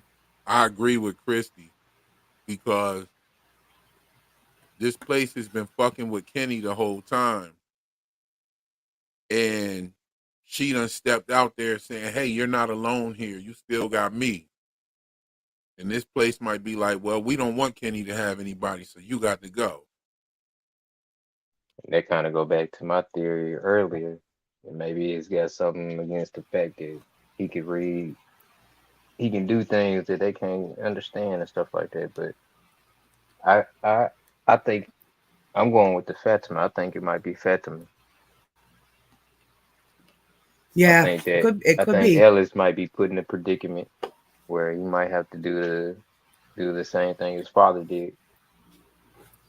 That's actually what Patrick from the New Watchers on the Wall said last week. Yeah, He a lot of thinks people been that saying that.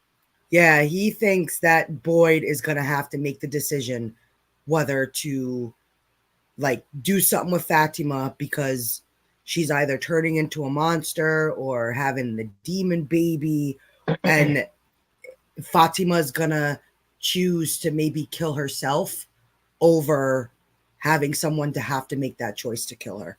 Yeah, that too. That's not my theory, but I think that it may go along the lines of something like that. And then I think they, from what my understanding, they said there were going to be a couple of deaths or a few deaths. So we've got Tien Chen. I'm expecting maybe two more people.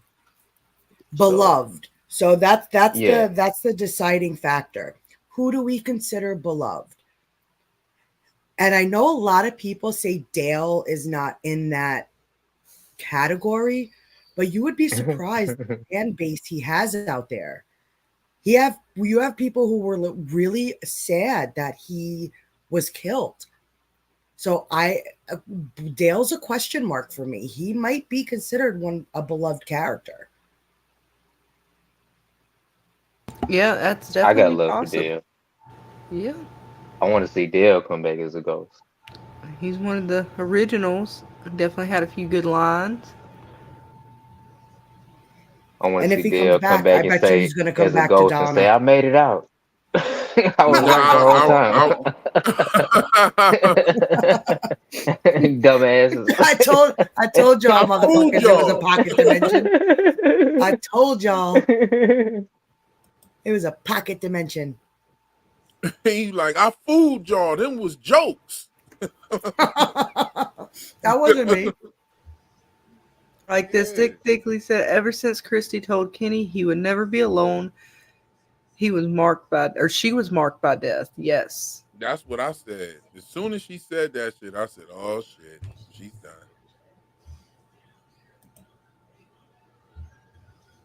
Let's see what else we got. We got a question from PM. Do you think the memory tabby showed us will be rewritten and changed like Victor's basement memory was changed in later episodes? It could be. I mean, because it was so quick that I'm trying to think if it would be changed or just more added to it, but it could be because Victor's he added to it. So, yeah, I think it's possible that we may see something added to it that we didn't see before or that we didn't know about before she forgot about. Because as I'm trying to think of what that would be. Do you think there'd be another child with her, another person with her? Um, In the memory, yeah. So, like, Tabitha's memory, do you think it would change or be rewritten in the same way that Victor's was when he was remembering with his mom and then he remembered Well, later Eloise? I don't know about but change, but they might reveal more. Like they might show us what the hell she was screaming at.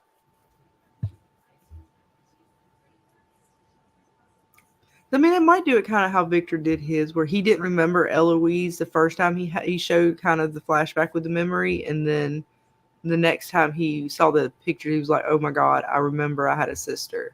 So they kind of changed that memory, right? Because at first it was his mom was handing him the crayons, and then I think it changed to what, Eloise. That's possible. I think it's a possibility. But yes, guys, the poll is in the chat, so let us know what you think. Will Tien Chen come back as a ghost at some point? We're getting a lot of no's. Oh, don't want to see her back as a ghost. They won't bring her back. I kind of will miss Tien Chen. But who do y'all think if Tien Chen came back, who would she come back to? Would it be Kenny? That would be the obvious, right? Yeah. I think What if Boyd. she came back as a ghost while Kenny's up there at Colony House? Getting on to him, getting freaky deaky. Yeah, he finds something to get freaky with, and then his mom pops up. He made sure he asked With about that them damn parties. fucking whisk. He's like, I want to move up there, but not if y'all ain't having no more parties. I had to find somewhere else to go. I told y'all not to come up here. I told you just smacking them with the whisk. Exactly. Like this, the Man in Black says, I think beloved means original cast members. So, I mean, that mean Dale fit in that? I mean, we talking main cast or like B? You got main, B, C, kind of goes down the line of what you consider. Where do we consider Dale? Is he like a main? I mean, he ain't like a main cast, but he still was like one of the original folks that kind of mattered, right? Arrow said, freak off, said Colony House. Thickly said, while Kenny is sandwiched between Clara and Tilly, Mama Chin Oh, appears in the corner. Oh, oh my hell Y'all, no. God. y'all are silly. Don't do my homie like that. I know he could. I know he ain't that hard up for something. He got to fuck with Tilly. God damn. I think Yeah, And she cute. between I Claire think she and cute, Tilly, man. that's just a hell of a combination there, folks. that really is. I don't want, you know what? I got to move on from that. I don't even want to think about that. That's hella bad. Yeah, Ellis is beloved to Boyd, so Ellis could definitely be on the chopping block. I mean, Fatima. I mean, honestly, any of them could be. I could see Donna being gone. I mean, I would think the only person that would not be taken out would be Tabitha, Jade, and Boyd. Would be my three that are off the chopping block for this season. Everybody else is probably on. They might want to be careful, I'm with you on that. I think those three got plot armor. at least for now. But then I again, who knows? pers- I mean, they take Jade out. I feel like that's going to just take out the whole show. I don't know if I can watch I again. personally will be okay if it's Jim. Well, we already know your feelings on that. And Just speaking in of case that, we hadn't anybody. even talked about that tonight. Wait, y'all are wild in the chat. Jim sat up there and told that damn lie talking about he was watching the kids while she was gone. For I like know, 3 right? days. It was like maybe a week. He had a week with the kids. He got out of He that bed act all like aggressive. I'm saying he act like he had did something though. Like he told a damn lie. And then he didn't even do good, right? Because he got on to fucking Ethan because Ethan was questioning death. And instead of like talking to him about it, he's like, shut up, Brockpa, throwing How pans about around and shit. God how about damn. the where the monsters was like, both of y'all shut the fuck up. Right? That That shit was shit so funny. that I shit was laughed so so funny. hard. If you a real From fan, you was rolling when that happened. I know I was. Let's apologize to Saggy Star. She had a question that we missed. She wants to know, why would they kill the only doctor in town? She's technically That's a not the good only question. doctor. There is, Well, if they you really know, want to turn up the heat on them, that's a good way to do it. it is. But I do also think that Mari, she's got pretty much the same level of training, just in a different field. Oh, how? I'm sorry. How do we think she's going to kill How do we think they're going to kill Christy? How would they kill Christy? I don't know. I mean, It'd to be be fair, fucked up if they They just. make Marielle do it. did they always have a doctor though? Well, I don't know if they there had one was an before ambulance there Christy. before Christy was there. This ain't the first ambulance that was there, obviously. Okay. Because did she come in with an ambulance? Was that her ambulance or was that? I couldn't. I'm trying to remember the. I was going to say that Thicky that her foot get infected. No, I'm not asking how. I'm asking why when she is the only doctor. The other girl's a drug addict and she's a nurse. Well, like Real said, she made that connection to Kenny. And if this place wants to truly break Kenny, she's definitely on the chopping block.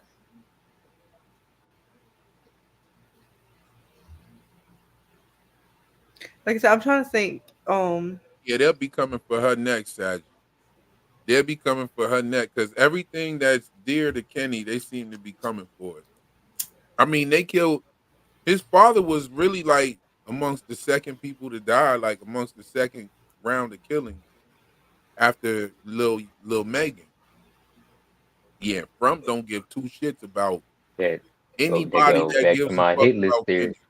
my Mandarin murder theory. No, I don't know. I mean, to be fair, I think they just kind of kill as they're going through. I don't know all the full reasons why, but if they do kill her, technically, Miranda's still there. She's got enough experience, but they might. You never know. I mean, come next season, if they do take Christy out, they just might bring in somebody else. That's also a possibility. That just because she's the only doctor now, if Fromville can kind of pull people in and they would bring in another doctor per se, that's always a possibility as well. As Gary says, is Tilly not a witch doctor? I mean, that's possible. She got something in that fanny pack. Arrow says, I can't see Christy dying. LOL, she's eye candy. Ooh, even with the haircut, you're still digging it. Oh, good for you. You need to get his That eyes. haircut's a mess. We're gonna mess the hair up anyway. I mean, of course, with the haircut, she good. We triggered. I'm so sorry. I've tried to keep up with you guys. I'm sorry we're not getting all you guys' comments. I do apologize. I'll make sure I'm trying to get through you guys a little bit better than we are. We triggering folks, guys. We got to do better. The world of Cash the Barber says, I'm with Real when he said Christy is a possible because she made that statement to Kenny. So yeah, I mean, like I said, I would think anybody's on the chopping block other than the Boyd, Tabitha, and Jade. And Dana says she'd like for it to be Jim. Yes. Jim sat up there and told that damn lie, and then he started screaming at Jim. her. Yeah, he started screaming at her, and it wasn't. Nah, she's right though. Like, and she been saying that shit since like I think the first season. She was like, "Look, man, don't come to me with that everything's gonna be okay shit. How the fuck do you know that? Like, man, like get on your A game and start trying to figure some shit out. Stop telling me everything's gonna be okay." Even the way he got out of the bed all angry as he's like throwing off the covers. Oh yeah, when his toes got caught in the covers, I hollered. I was just like, look, you can't even get out the bed like a fucking man. You a dork. His toes got caught in the cover, yo. He got all aggressive with the blankets because he was all mad. I was like, stop it. I was waiting for Tabitha just to bitch smack him. Like, go back to bed. She smacked the shit out of his hand when he pointed at her. She sure did. My mom actually clapped during that part. Yo, Jim is funny though. Jim is funny when he came up out them covers. And it was funny when he yelled at Ethan and threw the oatmeal across the kitchen and shit, and the But shit he got a started little bit of flying. anger problem, man. He And then did when what he he He's did. slammed such a the fucking phone on the dork. table, that shit was hilarious. When he slammed the phone on the table, he was like, "You motherfucker!" Like, Like somebody give yo, him a pair of boxers and tell him to take his panties off. Put a pair of boxers on. Man up.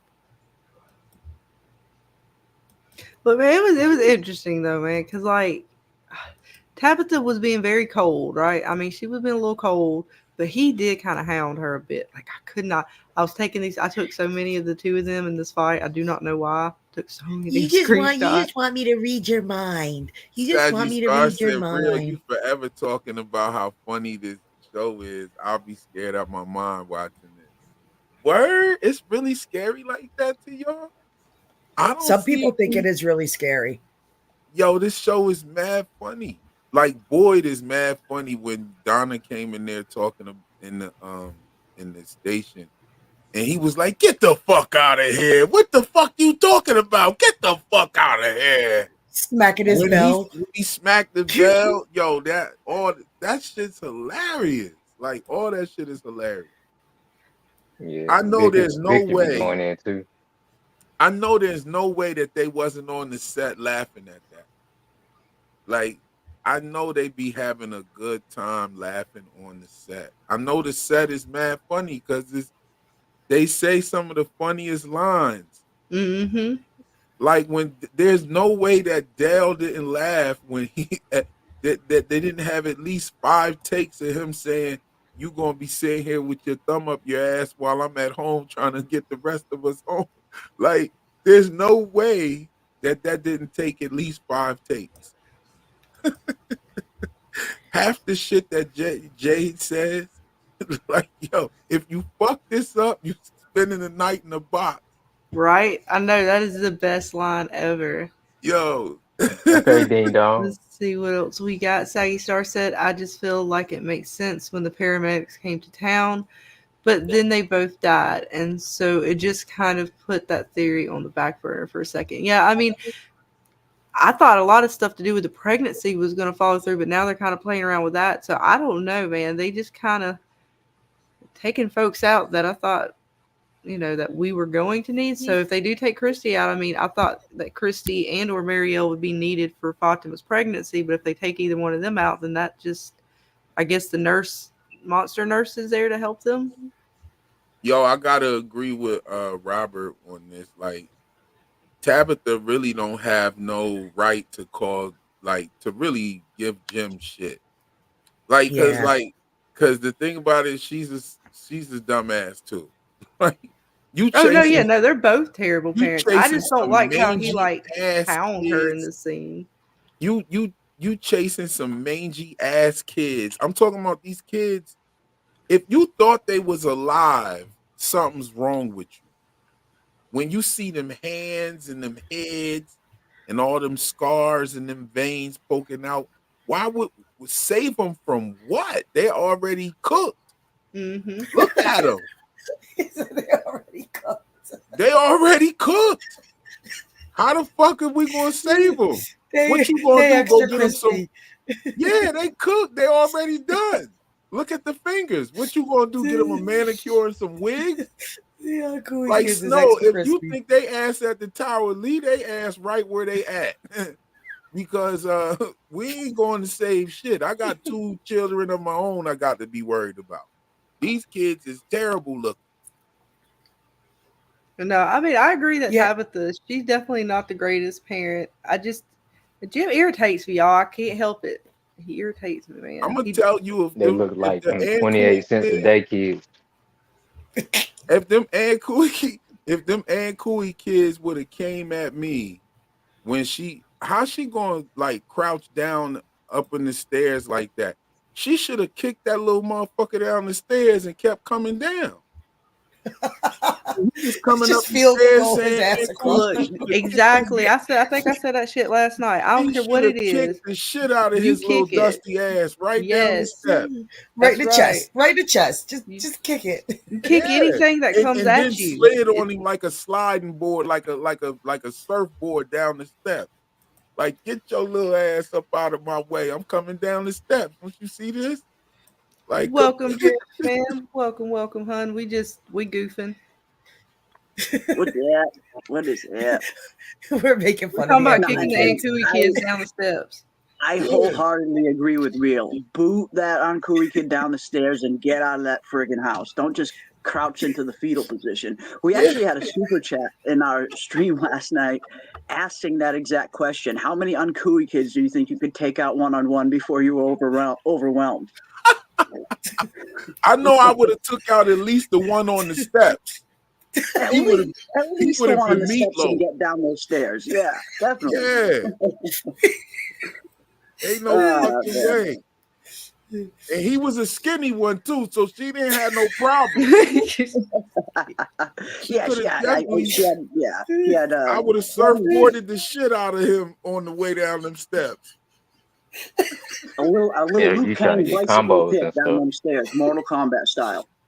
Well, I Yeah, was you trying saying to get last night, combos man. and finishing moves Finish and stuff. him. Good old kick rules. Karate He took chop it too a few far, of man. them. These are kids. I don't give a shit. Them kids ain't kids. Them is yo. She said children of the corn. Yeah, them is children of the corn right there. Children of They the got corn, to yeah, go. children of the corn kids, they're not off limits.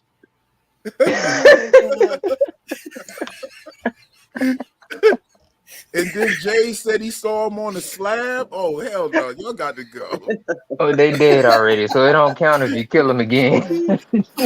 They already Fuck these dead. kids. Fuck these kids.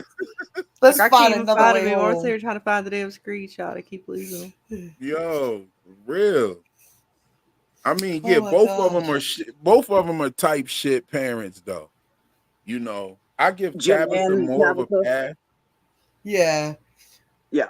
We was just No, making I fun of the agree way with that. I that mean- Jim got out of bed. When he got out of bed all angry. Like he couldn't even He do got out that of right. bed so angry. He did. I mean, Jim catches a lot of flack, and rightfully so. I mean, he makes a lot of bonehead moves, but yes, Tabitha isn't the best parent either. Nah, but you know what? I gotta give Tabitha a pass though. She consults with her husband before she does dumb shit. She does dumb True. shit, but she asked the husband first. This Jim motherfucker just just does it, went out yeah. and this motherfucker told the daughter and then ran off into the woods with Randall. He did. Like what the fuck? And he Well, didn't like even even tell her like at the the first house. thing, right? Like, when they first came into town, Julie's all like, "No, I'm staying at Colony House," and Tabitha's like, "No, I'll stay with you." And Jim's like, "No, it's fine.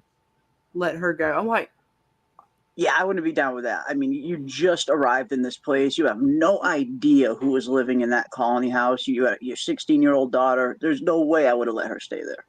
Exactly. One of them should have went in there with her. I would have been like, "Well, I'm going with her."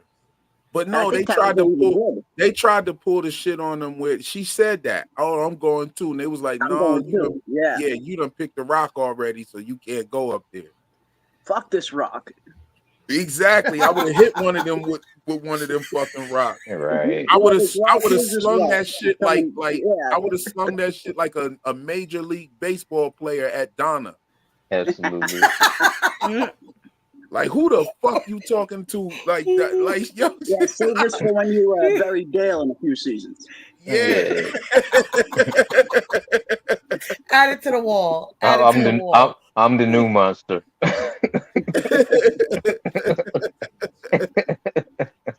Yo, okay, so I got this question for Damon.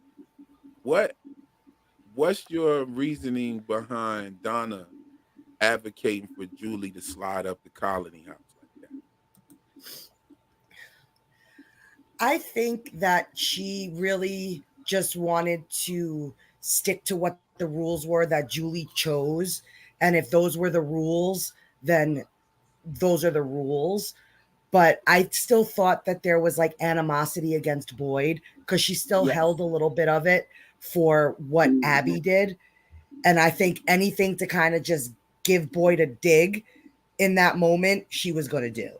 Because to where they were cool, I think she still kind of looked at Boyd kind of side-eyed.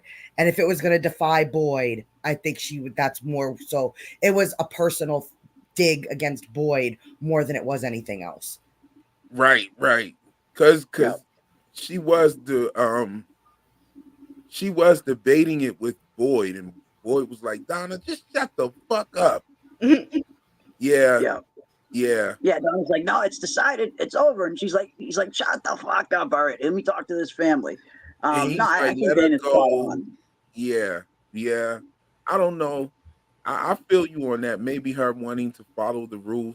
What do you think was the rule or the reason or the rift between Donna and Boyd why he wasn't allowed to come up to Colony House? The Abby shooting. Yeah. Yeah. The Abby shooting.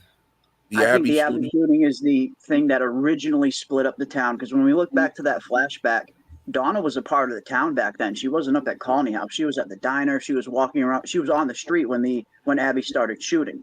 I Yeah, she think was about to Abby, be the next victim. she was about to be next. Yeah.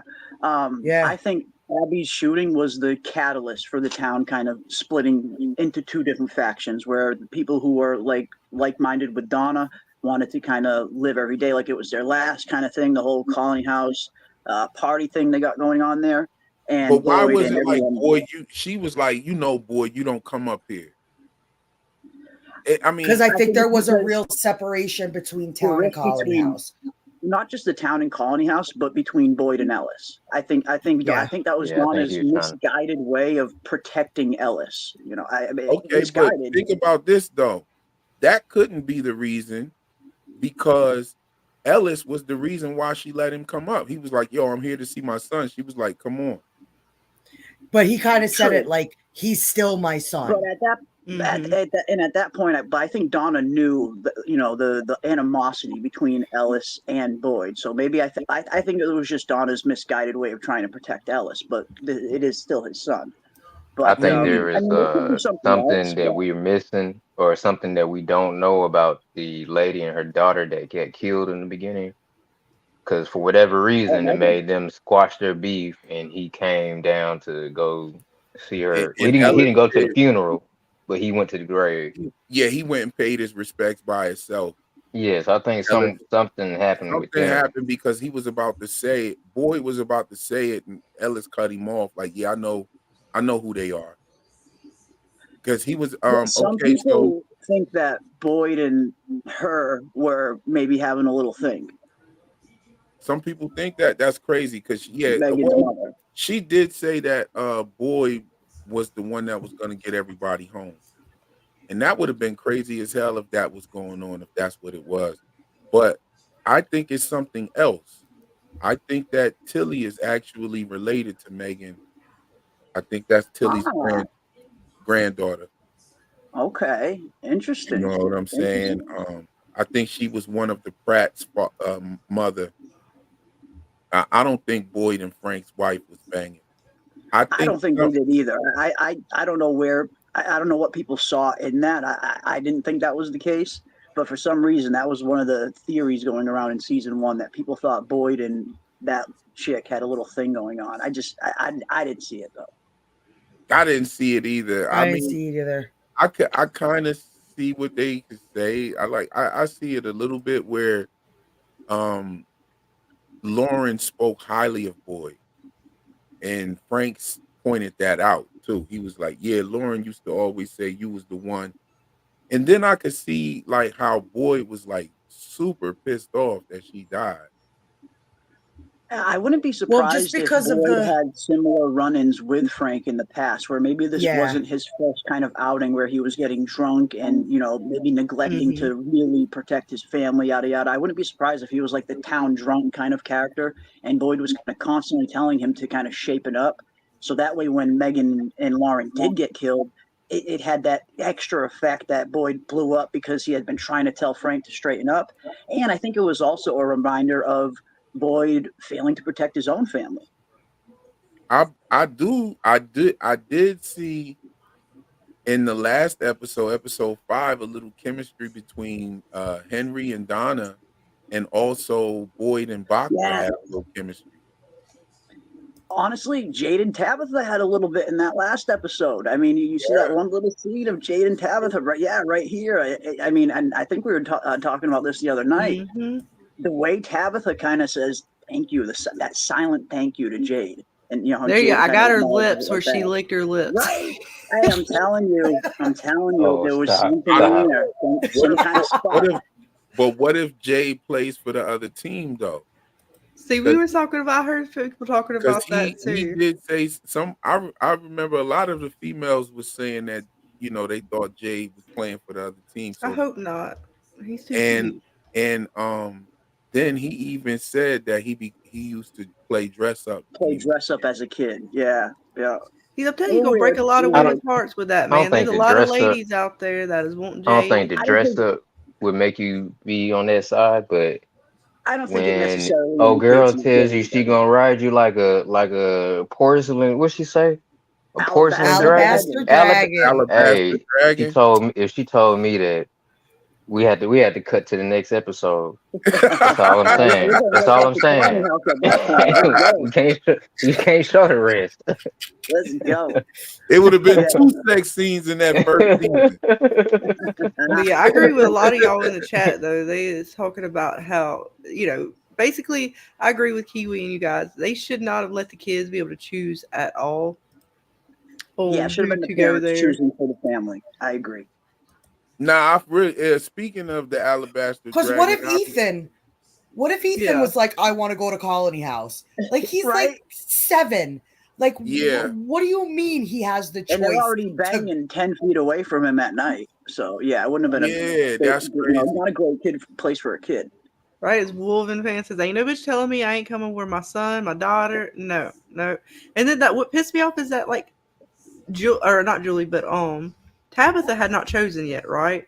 Or no, they had, right? Like she wanted to change it. What would it have mattered? Like, really? Come on. They're a family. Yeah. Like, first of all, how the hell did the kids get to decide? And then when they did, I was like, no, I'm changing. And then Jim's like, no, it's fine. That was probably the moment I first started to not like Jim. If y'all want to know where the core of it was, that was in that moment because Tabitha was trying to stay with her kids, and Jim's like, no, it's cool. Let her go off. Yeah, Ethan had a choice. He picked a rock too. And I don't know. That whole scene right there, I think tells a lot about Donna. That's just me on that. Her asking for the young girl to come on up there to Colony House like that. And then Fatima getting pregnant, it just kind of gave me vibes like what's her name? Mrs. So-and-so from the neighbor from Rosemary's Baby. Mm-hmm. If you watch Rosemary's Baby, tell me Donna don't give you the vibes of that neighbor lady. She does now that you mention that shit. Yeah, she does. Like she's totally like that neighbor lady. And then Fatima had the Rosemary's Baby necklace on when she told Donna she was pregnant in that scene. Now I think that the baby's there. And I think that they just couldn't see it because it was a sonogram. Yes. I don't think the sonogram. I think the ultrasound just can't read it because maybe there's some kind of supernatural Fromville shit going on with this baby. I think the scene doesn't definitively prove she's not pregnant, I guess. Exactly. Just like how a vampire can't see his reflection in the mirror. Like this equipment probably couldn't see this entity. Yeah, maybe these real world tools from their world, just don't. I mean, we've seen, other aspects of people bringing regular things from the real world and them not working here. Only the weird electricity shit worked here until Jade kind of found that little workaround.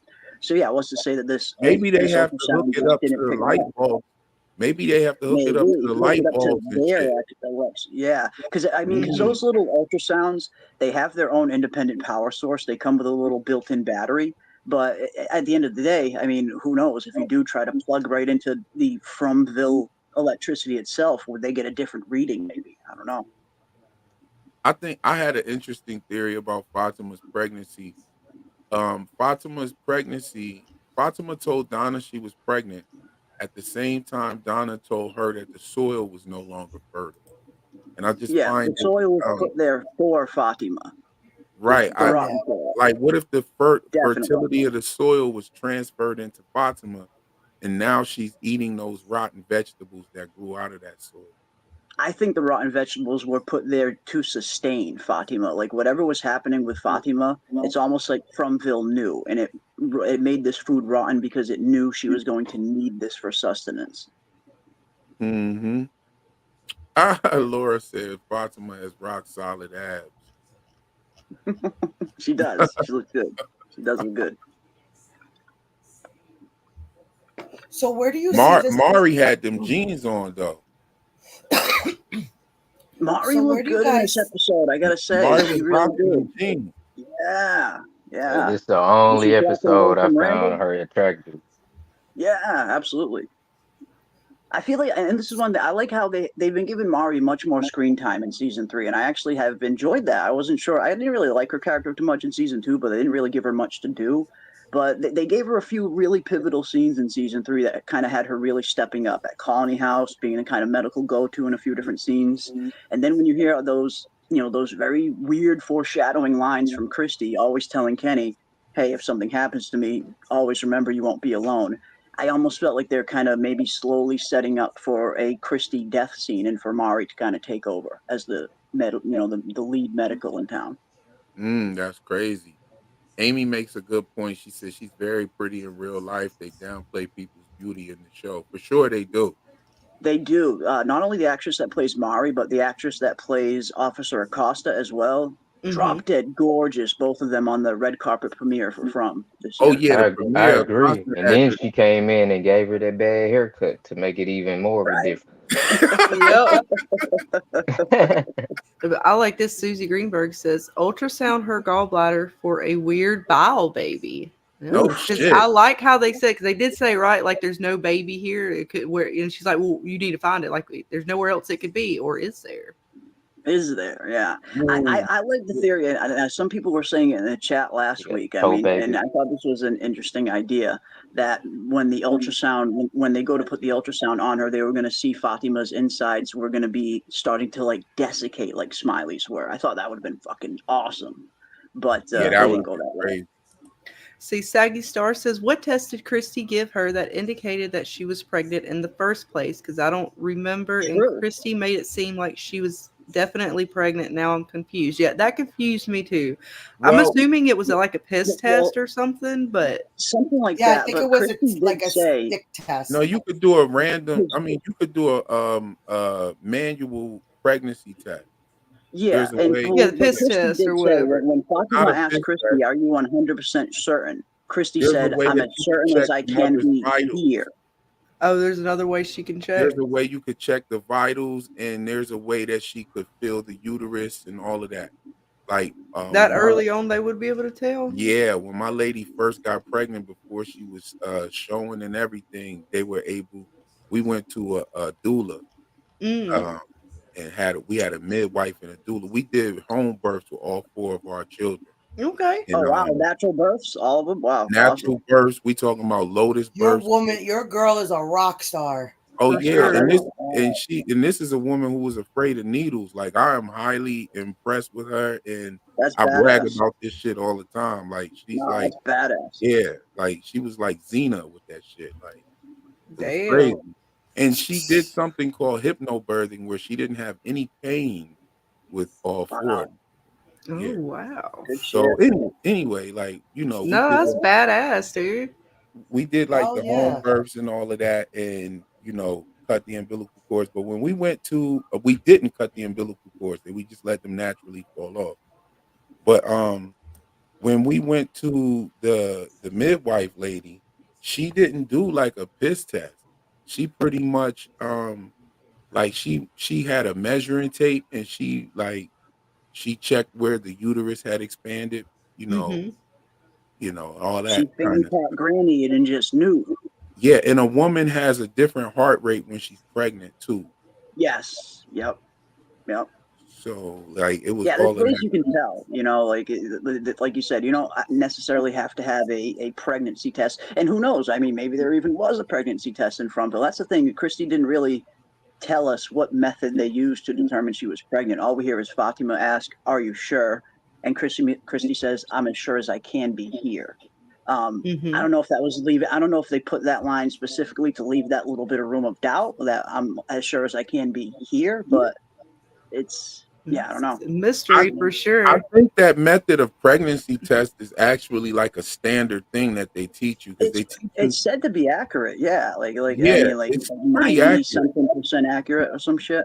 Yeah, like this it's called a manual test, and I think that they I think that they teach that to like all the medical students. It's like a number one thing you learn. Maybe. Yeah, and the period, as Nick L says in the chat, maybe her period stopped, which could have been another indication as well. Just more evidence adding to it. That's probably what let her know. And we seen in episode 2 of season 2 how her hormones definitely had her cursing and screaming at the She was going off. Yeah, it was very un-Fatima like for sure. She's usually very calm. And maybe something happened. happening to her for sure, and then boom, she found out she's pregnant. Well, maybe something happened in between the time that Christy told her she was pregnant, in between the time that they actually looked on the ultrasound. Maybe something happened in between then. And the only thing that I could think of that would have happened is when Marielle gave her that medicine. Star, what do you mean by standard? Which part is standard? Speaking of which, I'm going to get to you guys in the chat. I think she was talking about the method of testing to see if you're pregnant. I think that's what she means by it was standard. Okay. Thing. Go ahead, Scarlett. What they got for us? See, the World of Cash says, nah, I don't think she's pregnant. So we got one no pregnant for her. For Fatima, let's see. Dizzy Guy Explorer says, I think Fromville is just messing with her and Ellis. She is also turning into a monster. And yes, that is still a possibility. William Brown says, I still think even if she had the baby, it can't leave the Ville. Can it not even leave from? I have no idea. They are all questions that need to be answered. When she went to go see Tristy the first time, excuse me, she told her that she said some type of weird condition. I looked it up, and that condition, it's got like a whole bunch of symptoms and stuff like that. But if you go all the way down to the bottom, it says that it could be caused by like a tumor-like growth or something like that. Okay. Nick L says, I'm surprised the entire town didn't show up to fill the entire pool with rocks to make sure he didn't come back. Talking about Dale, it's rough, man. I'm a little disappointed that we're not going to kind of just see him stuck in that freaking wall every time we walk by that pool. You know, the eternal Fromville pool boy vibe was fitting Dale very nicely. Dale Solo. Yeah. Dale Solo stuck in the carbonite. Yeah. Yeah. Forever. The World of Cash says, do we think Elgin's dream from the bus connects to the ghoul lady? And yeah, that is still a mystery, which they teased us with this episode. Is she connected? Question. You know, his dream didn't make much sense to me because he said his dream was of the little boy in white saying the nursery rhyme. Yeah, something we had already heard a million times at that point. It wasn't really a big reveal. I thought I was expecting something bigger, I guess, when he did finally remember. Yeah, the reveal of that was trash. However, I love the play that they're playing with the kimono lady right now. I think they're giving that to it. They're kind of dragging it, but they're not dragging it as much as the Fatima pregnancy thing. But I mean, the Fatima pregnancy thing has been since what? We got confirmed pregnancy in episode 6. Yeah, like midway season 2 around there. Like the same day that Boyd killed the monster. Because I remember a lot of people were thinking that Boyd gave Ellis that blood that probably still had worms in it and shit. And that's why she got pregnant. Still a possibility. I don't think that's why she got pregnant. But I do think that there's a possibility that she was already pregnant at that point. And Ellis maybe could have passed something on to Fatima while she was already pregnant. That could be a situation right there. Sorry, y'all cutting up in the day of chat talking about Marielle. What they say? Got the apple bottom jeans, yo. Got that Hey, peach ass. Yeah, and Xavier had a good Marielle, hands one down to earlier. Marielle this episode. Let me get them jeans. Where's Yeah, she at? Hang Yeah, on. Marielle was Good. the MVP in the last few she episodes. was. So Ray, I She's have been to good. ask you: Are we Yes. going to be moving on from Tabitha to Mari?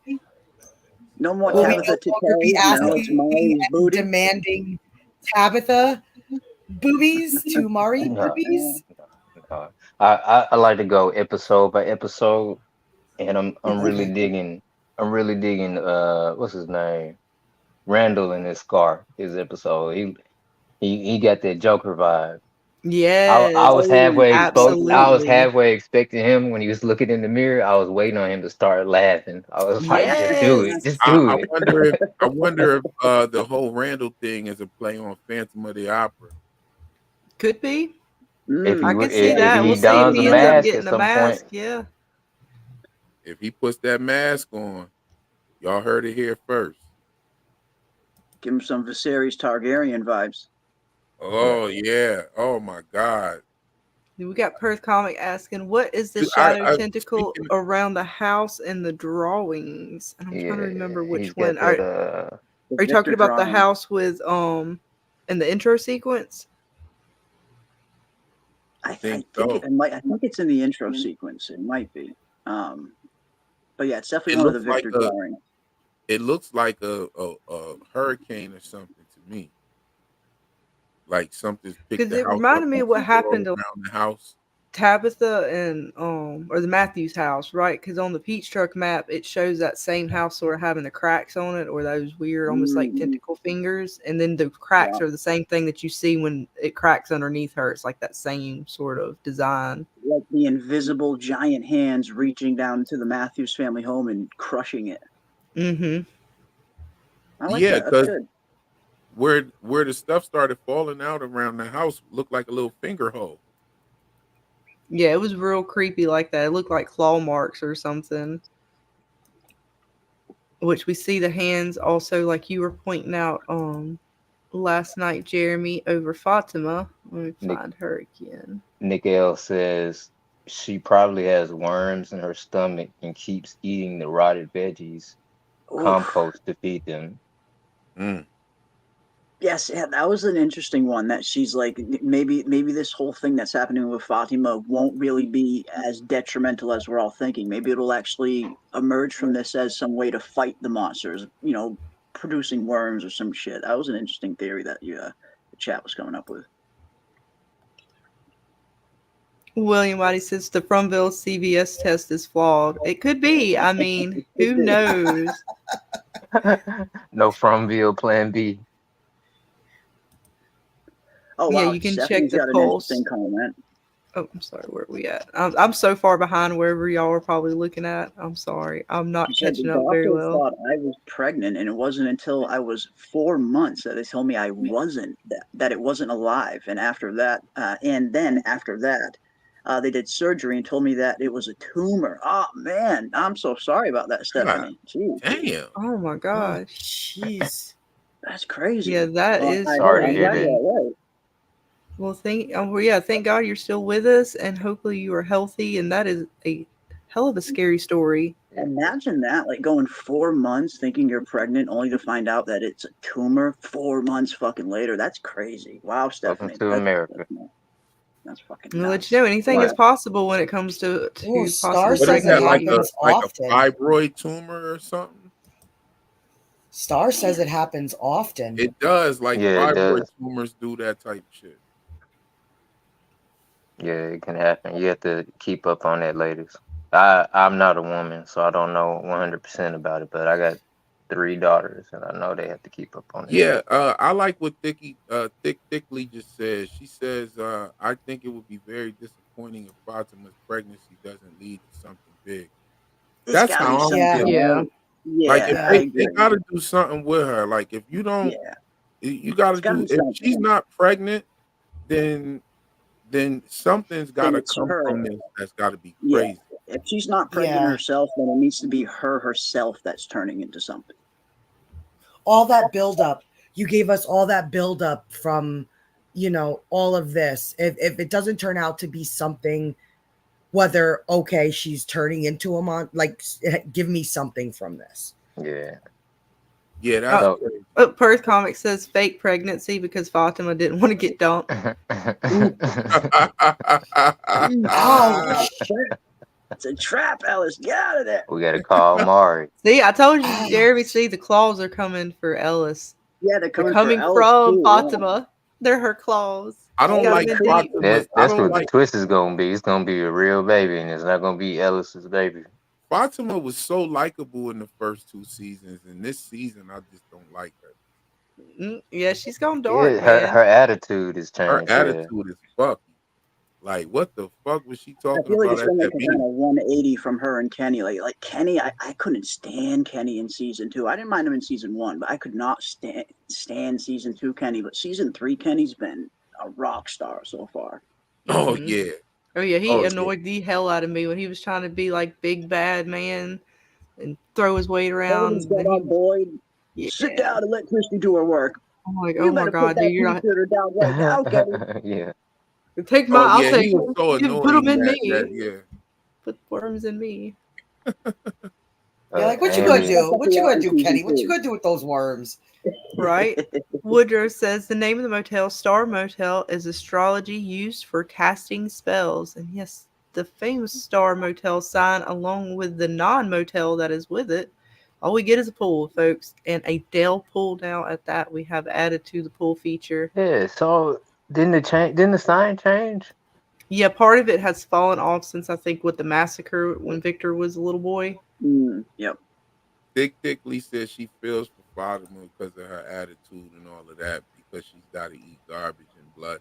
Like, here's the thing. Here's the thing, right? First of all, she's going through some shit.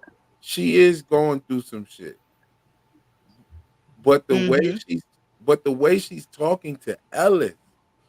Yeah. Like, she straight up told, she like looking at him like, yo, you can't help.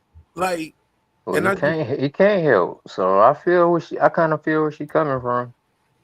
She's scared too. You can tell here, like she's honestly freaking out. I mean, she in a situation where she knows can't nobody help her, even if she tells somebody about it. So that's kind of, I can feel it. So notice the 2 guys with ladies on the show are kind of getting that same vibe from their lady. Like, yo, don't come with that everything's gonna be okay bullshit. Yeah.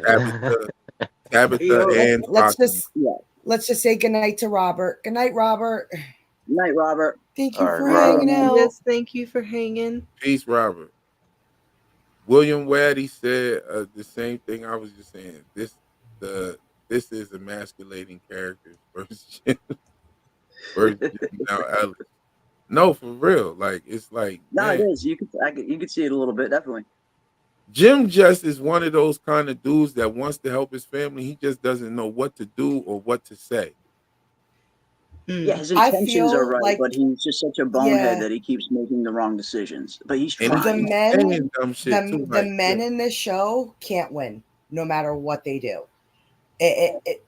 Because it's like the women they don't know what they want, and the men can't figure it out. So either way, it's a volatile situation. Like, because deep down you want your man to be supporting and loving, but then they're both like, well, you can't help. Well, what do you want them to do? Like, what do you want? Like, what do you? So that's why I was like, the one moment. That's what they want. They want us to be able to read minds. Ellis is corny as hell to me. I think we've all been through that though. Yeah. Ellis is corny as hell to me. Ellis acted like, oh man, I want to be brave and hop through the tree. But you was scared to catch one of the fucking monsters, bro. You pussy. I think we all been in one of them situations where and your dad asked you. I don't know why if my dad asked me, like, yo, come on, let's go out here and get these motherfuckers. Like, come on, that's your dad asking you that. You gotta go down, you gotta go get busy now. Especially if your dad's gonna go out there, you gonna let your dad go out there by himself? And you can say, oh, well, he's got a baby to be worried about and all of that. Well, what kind of fucking world is your baby gonna live in if y'all can't go out here and kill these monsters?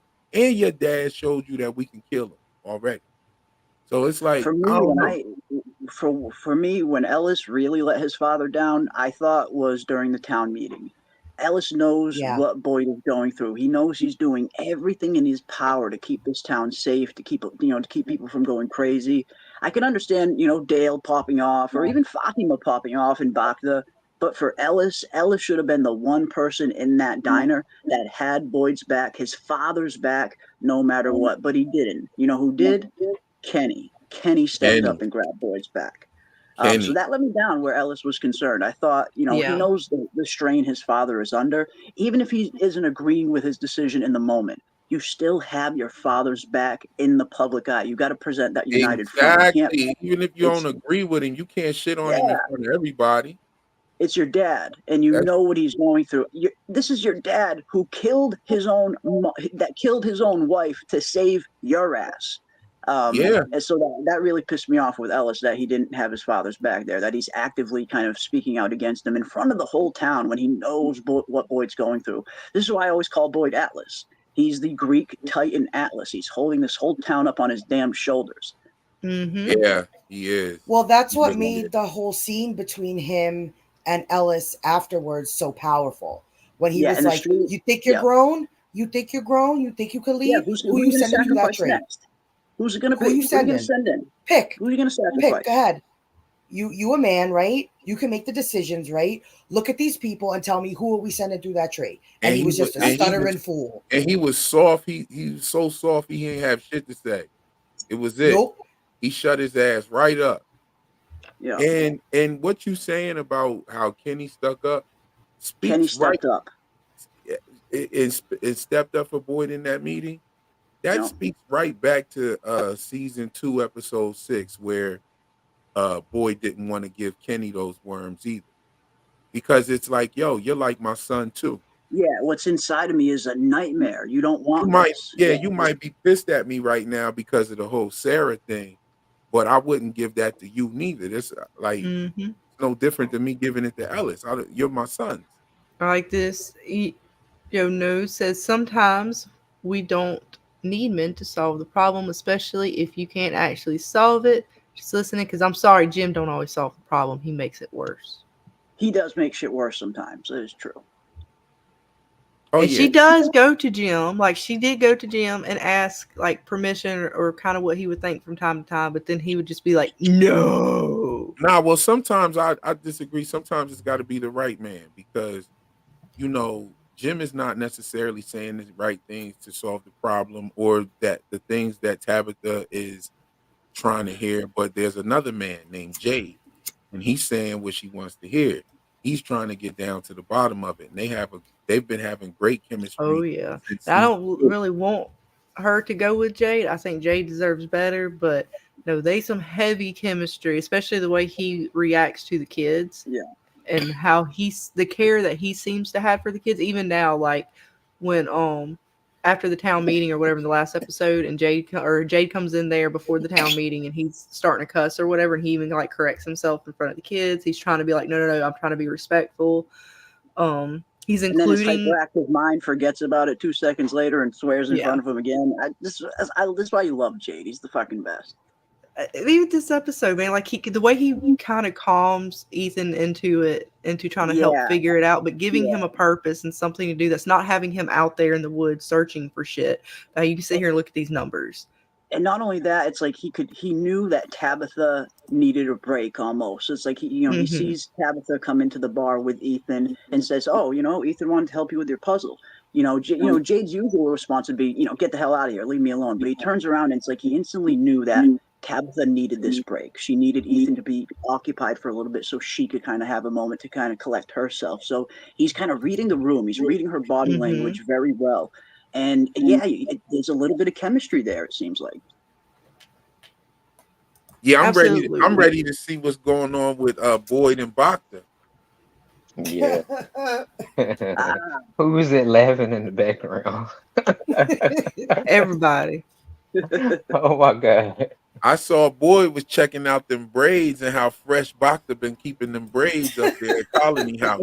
Oh, she got his back now too. So Yeah, she had to come sit. Look, Hey, and she's she not a followed bad looking lady. Oh my gosh, I can't.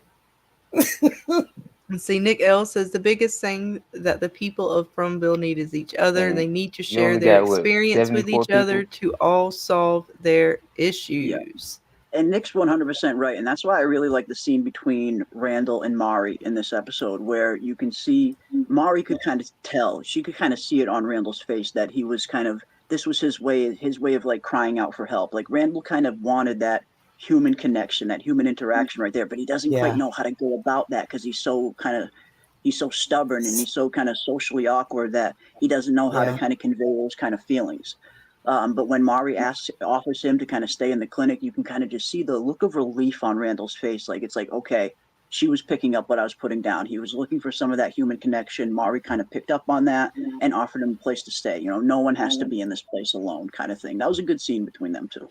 Man, look at that scar. That's a gnarly ass fucking scar, yo. Look at that. It sure is. And why ain't she put no stitches in the neck? Because that shit was wide the fuck open. That's what I was wondering too. Yeah, that was a those deep neck cut. scars, man, those are some thick ass gashes. Not a single stitch. Look at that shit Look, he on got his cut neck. by Wolverine. That's a Wolverine cut right there. Shit. Like, yeah. Oh, ouch. Berserker Barrage. That's just brutal. It was brutal, and he did, like you said, Ray. I peeped it too, man. It was total Joker vibes. Yeah, I loved it. Joker all day. Absolutely. Fucking love it. I can't wait till it sees what it looks like when it actually starts to like really heal and what kind of scar he is left with. You know, because and that's one thing about these makeup departments. They're incredibly skilled. Like, we'll start to see this thing slowly start healing as the episodes and seasons progress. And I imagine what it's going to look like by the time we get to like midway season 4 or 5. I hope they have a scar So cream. since we're talking about healing, I have a theory that Colony House heals people. Look at Tabitha's forehead and how it healed. She smashed her head into the dashboard of an old ass hoopty. And look at her forehead now. She just got 2 little scratches on I think Tabitha being back in Fromville itself is going to help, not heal the place, but I get the feeling we're going to start to see the snow recede a little bit. I get the feeling Tabitha being back has, you know, set something right. Whatever this place is, it definitely does not want people escaping. And when Tabitha escaped, things just got way worse here. Now that she's back, I wouldn't be surprised if we see the snow start to recede and this place start to return a little bit to normal. And I like the healing thing too. And you know, we've had I have a kind of a different take on it. I know we've talked about this in the past. I don't think it's necessarily Colony House that's healing people. I think it's Fromville itself. And I think the people that it chooses to heal are the people that, quote unquote, don't break the rules. Just everything that we've seen from what I've seen anyway is everyone that breaks the rules doesn't seem to heal too fast, but people that don't tend to heal pretty fast. Like even Ellis, when he gets stabbed, the very next day he's already up on his feet. And he wasn't even at Colony House at that point. He was still at the medical clinic. And he was already on his feet the next day after being stabbed. That's what leads me to believe it might not be Colony House focused. It might be more Fromville focused, but it could be Colony House too. And I got this right here real quick. This is so funny. Blue says, those are Jade's kids now, as the phone call says. And I just ended our last call. Right? Yeah. Oh, holy shit. I didn't even think of that. Holy cow. I was always thinking that was kind of referring to like some kind of foreshadowing of these kids being taken from Tabitha and Jim, but maybe they're not Jim's kids anymore. They're Jade's. That's so funny. I'm sorry. That's good. That's perfect. And I ended the poll, guys, and it looks like you all think that will Tien Chen come back as a ghost at some point? 44% said no, 40% said yes, and 15% not sure. That's an interesting result to that question. Will Tien Chen come back? Man. What do you think, Jeremy? You think she's going to come back? No, I don't think she will. No. Maybe. I don't know. My instinct says no. But I if hope she they did, bring Trudy back. Trudy, that would be great. Trudy back. But shit, bring Jasper back. If Tien Chen did come back, Jeremy, who do you think she would reveal herself to? Oh, it's got to be Kenny. If not Kenny, Yeah. maybe Jade, but it's got to be one of those two, Kenny or Jade. Yeah, definitely Kenny. Kenny or Jade, actually. That Yeah. would be Kenny or crazy. Jade, definitely. That would be crazy if it's Jade. I don't think it would be. I think it would be kind of fitting if it was Jade, considering they had a really good connection. Those two, Tian Chen and Jade. And Tian Chen helped him figure out that electricity problem. Yep. Yeah. Oh yeah, she was very helpful. You need electric. You need electric. I'm Here. telling you, if That's she one of does my not come back favorite with the whisk or whatever it was she hit Jade in the head with when he was trying to get cut line, that's what I'm expecting to see her come back with. Hit one of these guys on the head like, you not do right. You think better. No, but wouldn't You it be need this? interesting if she came Flip back out. and if she came back to Sarah in some twisted way? Because Oh, Sarah's the that'd be only other creepy. character who had a connection with like Tian Chen and Sarah were super close at one point. Sarah's the only other character I could see it being possible that Tian Chen makes an appearance. It's got to be Kenny, Jade, or Sarah. I wonder the 45% of people that said no. I wonder what they think after we ran through a couple thoughts about that, like Jade and possibly Sarah. What if she came back to Sarah and haunted the shit out of Sarah or something like that? That would haunted her, or even came she back to forgive actually, her. because to think about it, she actually has several people that she could appear to. What if she appears to Ethan? Yeah, that's Yeah, possible. I mean, yeah, Ethan and her had a good connection there too, as well. Ethan Yeah. Or literally Donna. said- I mean, Donna seemed real hurt when she was gone. I mean, and Ethan said, "I want to see her." she gonna come back to the diner and she's slapping everybody with the whisk. She's gonna come back to the honor and she's gonna Ethan come back to said, the "I diner want to and see her." and Clara's sus ass. Go get Claire. Get out of my kitchen. And then there's another weird thing that Ethan did was he said, in reference to when Donna was butchering the cow, he was like, "Is that what Tian Chen's body looks like?" Yeah. So like, it Yeah, would and be Doug says crazy Tian had a soft spot for Ethan, so yes, she could come back to him. and he's the one that placed She that might blanket on top of her too. She might come back to help them decipher that book. Could be. Ooh. And Ethan is reading her book right now. Yeah, he is. Yeah. Even Tab was like, So- "Oh, when did you learn how to read Cantonese?" So there's a strong possibility for Tian Chen like showing up to somebody. We It's just possible. named 3 strong ones besides Kenny: Jade, Sarah, and Ethan. Who else?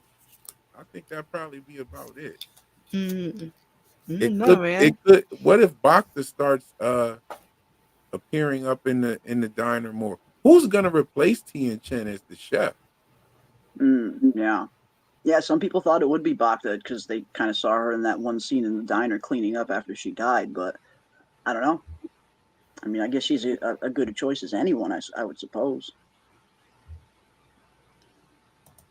Yes, y'all. But I'm out to cut out a little early here. We've been rocking for about almost 3 hours. Shit. Yes, sir. I'm about and to this, cut and we off. barely even scratched the surface. And I'm telling you guys in the chat is killing it tonight. Yeah, the chat is always on point. This is one of the shout out dopest to the fandoms chat. in the world. This is the dopest fandom in the world. I love how Yeah. everybody's I love how everybody is now crowding around those numbers together, trying to figure that out. Oh, I can't wait to see where they're going to go with these numbers and what they could God, be. yeah. Fucking numbers. The Discord wall full of numbers today. I'm sure they have been. You guys out there in fandom, I'm sure you have been just going through them like a fine-tooth comb. And I like some of the ideas. I don't remember who came up with it, but there was some ideas out there about the items, maybe having the numbers on items because Victor's lunchbox had a number, so I was trying to see if that number was one of them. There was another item that I thought had a number attached to it. You know, that's what's dope about Discord. Like, as soon as you hop on Discord, it just doesn't pop you in the face with a fucking spoiler.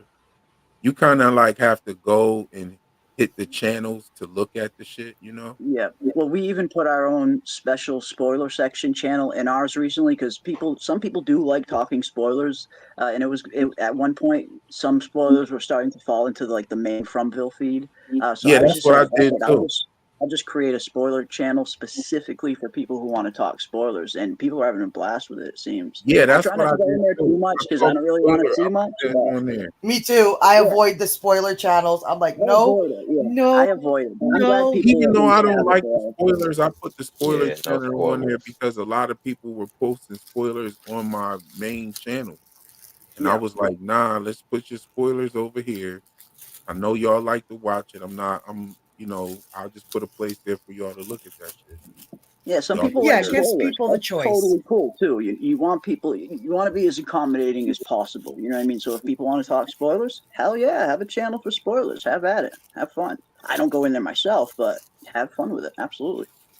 Same. As tempted as I am, I'm like, no, I get tempted every once in a while, but then I'm like, nah. There's a reason I Yeah, I declined know, early right? access. I want to see what's coming. I don't want to see it ahead of time. No, I They don't. giving us enough just from Maybe MGM to be for another fair. show. Maybe for another show, I'll do it. Like I'll see if I can get episodes early, just so I can get my recaps out and my videos Mm. out early. I did it for House of the Dragon, and I was upfront with it. I got the four, and they don't give you much on HBO, but they do give you the first 4 episodes sometimes, and then they'll give you individual screeners week after week, a few days early. But no, for House of the Dragon, I didn't mind doing it because I kind of know that story inside and out. I'm very versed in the source material, but something like this, nah, I want to watch it every week with everybody else. I don't want to see anything early. Yeah, Mm-hmm. something like this. Yeah. Have you guys before I go? Have you guys checked out The Edge of Sleep? I No, have not. no. Yeah, The I Edge No. of just Sleep. recently started Beyond, which is actually pretty decent, and I'm catching up on Teacup too, which is pretty Are good. you? What you mean Yeah, I'm Beyond or getting caught up before? on Teacup. You mean? Before, that's it. Before, Yeah, I'm gonna check that'd that be out. I haven't checked it out pretty yet. I'm good. gonna check it It's out. pretty good. I think From fans would like it at least. At least if you're a From fan, I would say at least give it a try. Oh yeah. Okay. All right. Yeah, I'm it's gonna on check it out. Apple. It's on Apple TV with Billy Crystal. Teacup, I've only looked at the first 2 episodes so far, but I need to get into it because everybody's asking me to cover that shit. So It's good. Yeah, It's pretty good. it's It's making the kind of like rounds. From, but it's a story and a plot that advances much faster with answers much faster. It's based on a book called Striker, so I think they're only doing like a 1 season miniseries, so it's going to be a much more definitive story that moves a little bit faster. But it's got some From aspects, but you get answers way faster. yo, so I'm gonna go way off the cuff here. Uh have you guys seen a movie entitled Frankie Frico? No. What was it? No. Mm-mm. Frankie Frico. No, I No. haven't. Yo, that shit is it's Is a it crazy? it's a stupid ass movie. It's almost like they put a shitload of movies all together, like Howard the Duck and a bunch of different shit. And it's kind of like early '90s, '80s slapstick kind of Okay. thing. But yeah, it's not anything like a From or anything like that. It's like Who is in it? I don't even know these people. Like it's super low budget. Another You one is it sounds like you might you sure you ain't talking about Donnie Darko? no, it's called Frankie Okay, Frico. okay. Frankie Frico is super low budget. Donnie Darko is a cult phenomenon classic. But you another one is Mr. Crockett. I've heard of that. Mr. Crockett is funny as fuck. I'm gonna I'm definitely gonna it has a very creepy doll that looks like an Italian gangster. Yeah, that's Frankie Frico. It's funny as shit. It's funny as it's not really funny though, but it's like it's weird as fuck though. Mm. Did y'all see the movie John Dies at the End? No. I haven't seen it. I know that I I know know of what it, you're but I talking haven't about. watched it. Right, I haven't seen it though. Uh Yo, that is a fucking classic. You gotta watch that. You gotta watch John Dies at the End. A really good one that just recently came out that it is kind of closer to that kind of From area is Caddo Lake on HBO. Cattle Lake. That was good. Caddo Lake, yeah, Caddo. Caddo Lake. Keep hearing It's about really that. good. Is That it was good? good. Is Raven it or worth my Peyton was time? good. Is it a I show think, or what? it's just a movie. It's just an HBO original movie. It's not a show. It's like an hour and a half, an hour and 40 minutes. But it's good. It's with the kid who played the kid from the Maze Runner, the kid who played Styles in the Teen Wolf series, Dylan O'Brien. Okay. Okay, yeah. It's good. It's really good. It's really good, and it's got a crazy twist ending. And And that's all. Jerry Spindley just said something dope. He said Severance new trailer is cool. Yes, Yeah, was it good. is. Have you Yeah, seen it? Yeah, yeah. Severance. I'm Silo with Oh, I you. Sands new haven't trailer seen it. looks I great haven't as well. Can't wait for Silo Severance to come and back. Silo. I haven't seen it. But yeah, on that note, y'all, I appreciate y'all for having me. Thanks for having me up here. You know what I'm saying? Peace to everybody on the panel. I look forward to doing this again. I have my birthday stream is on Wednesday. Yes, we will be Oh there. I Yes. shit! Happy cannot wait birthday! to celebrate with you. Yes, indeed. Where and you just had a birthday October, didn't you, Jeremy? I just at the end of September And 29th. it's September. That's right, September 29th. Okay, yeah. Okay, that's dope. So yeah. I'll see y'all then. Y'all chill, BL, you know. Hey, Talk to you Thank later. Good you night, again gr- Real. for joining us. green skin, Absolutely man. anytime you Everybody want in the to Have a chat good one, with man. me. Nice everybody hanging in the with you. chat. Peace and wellness. Green skin, Have bro. a good night, hon. Happy early birthday. So yeah, guys, we will Yes. be hanging out Wednesday with Real, celebrating his birthday. But yes, let's see what else we got. Duke says The Watchers. Yes, that is another good one you guys have been talking about. I gotta actually catch up. I gotta watch that. Very That was from a like. yes. What Very everybody keeps saying, and there's actually quite a few. I gotta catch. I didn't watch the first season of Silo, so I'm gonna try to cram that in before the season starts. Um, It's super I quick. mean, I I didn't think it's watch only like Fringe. I know I kind of want to check that one out because Robert's been talking a lot about it and some of the Fringe. connections.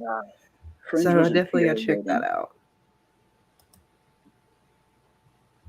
Let's see. Woodrow says Trapped is good. Okay. Her Trapped was good. Yeah, I haven't seen that though. But yeah, Teacup was good. I can't wait to really dive into that with you guys. I'm kind of the same way with Jeremy is. It's like just trying to squeeze it in there somewhere between all the love of From Try is and get it in there, yeah, the yeah. best you can, right? Shit, you guys I know the did. grind. We actually did a stream too where we had it on the thumbnail, and I had every intention of talking about it. But to be fair, it just From was the topic, and we could not get off of it. So at some point, I plan on trying to talk about it. I do have to catch up on the screenshots for this last 2 episodes, and then we get 2 more. Okay. So if nothing else, maybe after the end of the season, we can. Yeah, that's We'll try to weird how talk about they. it as a whole or something. But I definitely do want to talk about it, along with all the other good shows you guys want to talk about. Yellowjackets. I still want to talk about Three Yellowjackets, Body Problems. Three Body Problem was all right. It was some big changes from the book, but it was still a decent watching. It was still a decent show. The book's like way better, but the show was still pretty good. I was surprised that Dan and Dave pulled it off as well as they did, even with the changes. Three Body Problem totally went over my head. I told Scarlett, I was like, I did not understand that show. I didn't get it. The book is even more complicated. It was originally written in Chinese, and the translation to English is it's a little daunting. It's a little jarring at times. So it is kind of hard to understand. It's one of those. It's a fucking such a weird book. It's a weird trilogy. It's actually a trilogy of books. But yeah, it's super mind bending. If you like those kind of weird mind bending sci-fi tales, I would probably recommend you check out the book. It was just wow. Like once they really revealed kind of what's going on and you realize the sci-fi nature of how far they're going with it, I was like, oh. The concept behind it of how grand of a timeline that this thing kind of spans and this thing that and the thing about Three Body Problem like is Foundation.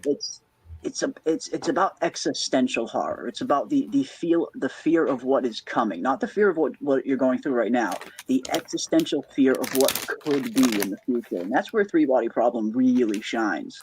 So I hope they're able to capture that essence in the rest of their seasons. But the book it's almost scary at times. The book. Oh man, see, I'm gonna have to get into reading again. I got to get ready to crack open some books because y'all are telling me all the books are better, which they should be. Three-Body Problem. There's The Dark Forest, and then there's Death's End. Are the 3 books.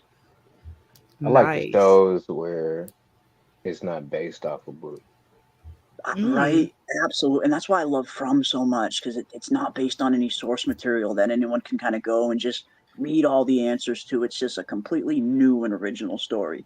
I'll take that over something. Yeah, we all get the reveals together. Yeah, Yes. I love that. Thickly says the Korean version of 3-Body Problems was easier to follow. Okay. I tried to watch that one too. This show, I watched it and I told Scarlett, I was like, if we do a breakdown, you're just going to basically be talking and I'm going to be asking you questions. Well, it's fine because then you'll understand it. Maybe it'll get you ready for the next season. I don't even remember when that one's coming out. There's so many good shows out there now that I'm telling you, we need a calendar for Dune those as well. I can't freaking wait for Dune. We're definitely going to be diving into Dune. And Yellowjackets has been long overdue. Long overdue. God, I so love Yellowjackets. I'm sorry. It gave me From vibes, not like full From vibes, but just the mystery of how much of it is real and how much of it is not real. And especially before this season came out of From, I was like, all right, I see where they're going, but no, I still don't know if it's real or not in Yellowjackets. From, I'm pretty sure it's all supernatural, crazy, dimensional shit. But I don't know. Yellowjackets, I don't fucking know yet. I hope we never know, or at least where Yellowjackets is concerned, I hope they only reveal if it's real or if it's real supernatural shit or if it's just kind of psychological. I hope they don't reveal that until like the last episode. I love the ambiguity of that show. I feel like that's where that show shines. Once we know, yeah, they do a really good job. job. It's gonna lose a little magic. And are you guys looking forward to the final season of Stranger Things? Oh, that's right. I totally forgot about that. Oh, yes. Stranger Things really came back like with a freaking home run. I mean, season 1 was classic, iconic, just incredibly good. Season 2 and 3, started to get worse and worse. But then season 4 came around and it was just return to form. It was as good as season 1, I thought. So I'm really looking forward to the last season now. And Susie Greenberg says Yellowjackets is straight up Lord of the Flies with females, but science, like there's totally a mind, and they have just went Lord of the Flies. Yes. It was actually, it was inspired by Lord of the Flies. It's not based on Lord of the Flies, but the creators say that Lord of the Flies was a huge inspiration behind Yellowjackets. There was a real good show on Netflix. It got canceled, but it was called The Community. If you like Lord of the Flies, it only has a couple of seasons and it doesn't finish, but it is a good watch. It's called The Community. Another one, guys, to go check out. Yeah. See, William Brown says, time for a Yellowjackets rewatch. Maybe we can Discord it. And hey, guys, if we can get it done, we will definitely try. We started, didn't we start? We started it. We got like 1 episode in, and I think we quit, right? Like, didn't we only do I can't remember. We had another show was up or something. There was something Shogun. Shogun. That's what it was. Yeah, we got caught up with Shogun. Shogun kind of blindsided us, which Shogun's going to be coming back as well. I can't wait for some more Shogun. Yeah. Oh, I can't wait. Gonna be good. But Yellowjackets, is it going to be a continuation or something different? It's going to be a continuation, a direct continuation. Even though they adapted the book, the real world history of Tokugawa is only barely scratched the surface. They still have so much real world history that they can draw on. So it's going to be a direct continuation of season 1. Yeah. Awesome. Let's see what else you guys are saying in the chat. Let's see. We got Thickly says, I don't know how I feel about the final season of Stranger Things because last season they already looked too grown. The way they had Will dressed at 6 foot tall was wild. I see what you're saying. That's what happens, though. It's what happens with child actors. Anytime you cast child actors in a long-running series, they just grow like freaking weeds. But it does kind of take away from the charm of the show. You see season 1, and it's like the reason season 1 was so good was because the outline for season 1 of Stranger Things was actually originally supposed to be the It movie.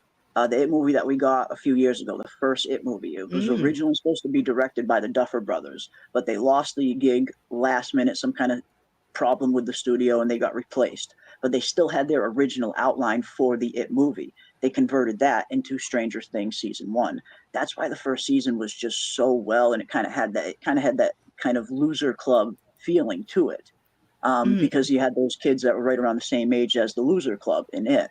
But yeah, once you get to seasons like 3 and 4, it's like, yeah, these kids look like they're getting ready to pound back their first beer, and they're still, dressing them like they're toddlers. So it starts to look a little weird. So I see what Thickly's saying there.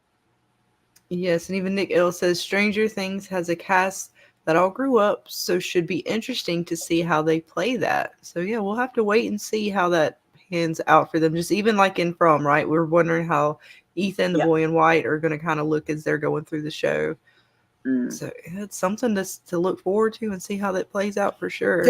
We're going to have to eventually address that in From with Ethan, because the timeline just isn't progressing enough.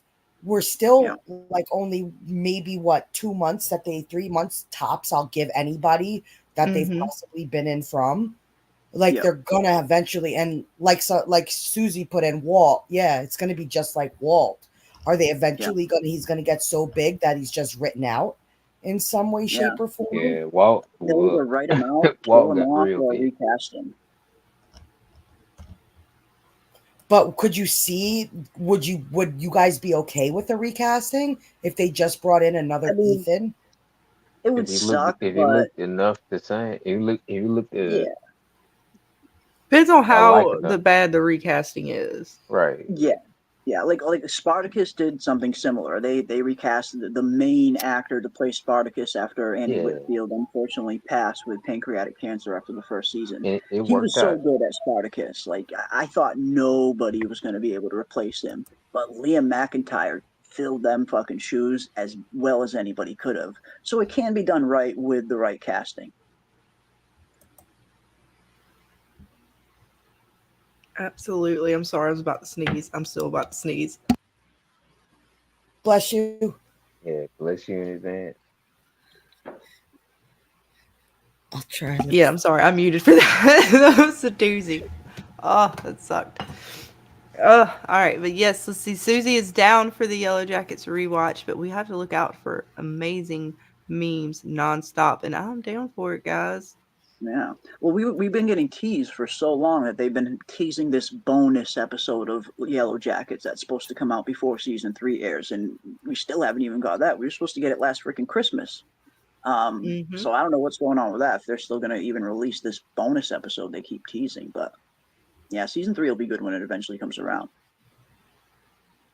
And Ty Briggs is definitely ready for Dune Prophecy coming out next month. Yes. Nick L, I love Invasion. Only one session or season or session. Invasion. I don't think I've seen that one. Is that the one on MGM Plus? Yeah, the other one that's on, or is that the one on Apple TV? Invasion. I think that's the Apple TV one. Maybe I'll say I don't remember that one. You guys are really good at keeping up with a lot of these great shows. But yeah, let's see what else you guys are saying. And this episode, it was just really good. There were so many good hot points in it. I'm still cannot wait to see what they're going to do with the nightmare, because she said it here. I would have the same nightmare over and over again. Again, making me think it is a nightmare, not a memory. But whose nightmare is she seeing? Because what the heck is scaring the heck out of this kid here in the broad daylight? Because even Real brought up a good point earlier, the perspective. You would think if it was her nightmare, she would be remembering it from her POV. Yeah. So is she just kind of seeing someone else's nightmare? Or I question, is this the point of view of the monster or whatever creepy thing is sort of haunting around here? But yeah, I don't know. It's interesting. And I still think those are black marks, painted on this stone. I could be wrong. Could be. No, it could be. Because I've thought things before were things, and they turned out not to be that. Turned out to be The a show fault. tends to screw with us. That's for sure. One thing that you don't see is a guy pinned to the tree. To the tree. Yeah, where is he? So is he part of this dream? I don't believe one of you guys in the chat was even bringing that up earlier. Could she be the daughter of the guy that we see, or Jade sees? It's possible. Yeah, the clothes look super old. Like that does not look like any kind of modern clothing. Definitely more colonial era. Mm-hmm. But is it Tabitha? Is it her and some of the clothes? Is this just her seeing a vision of sort of like the way Miranda saw people who were in From before? Could it be one of Tabitha's ancestors? Could be. A lot of possibilities out there. Just like I know the idea was floating around that the guy that was drinking out of the skull could possibly be an ancestor of Jade. I think it's I don't know. It could be an ancestor of Jade. Yeah, I think everybody that Jade is seeing are all people that have seen the symbol prior to him. Mm-hmm. Des says, I said the little girl was part of the one-eye skull drinker's family, or a serial killer that killed the Nkui kids to drink blood from children's skulls. Ooh.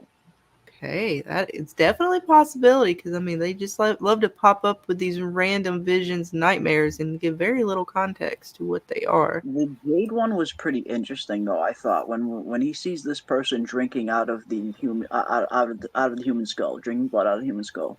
After he takes a sip, he gestures like he's trying to pass the skull to Jade.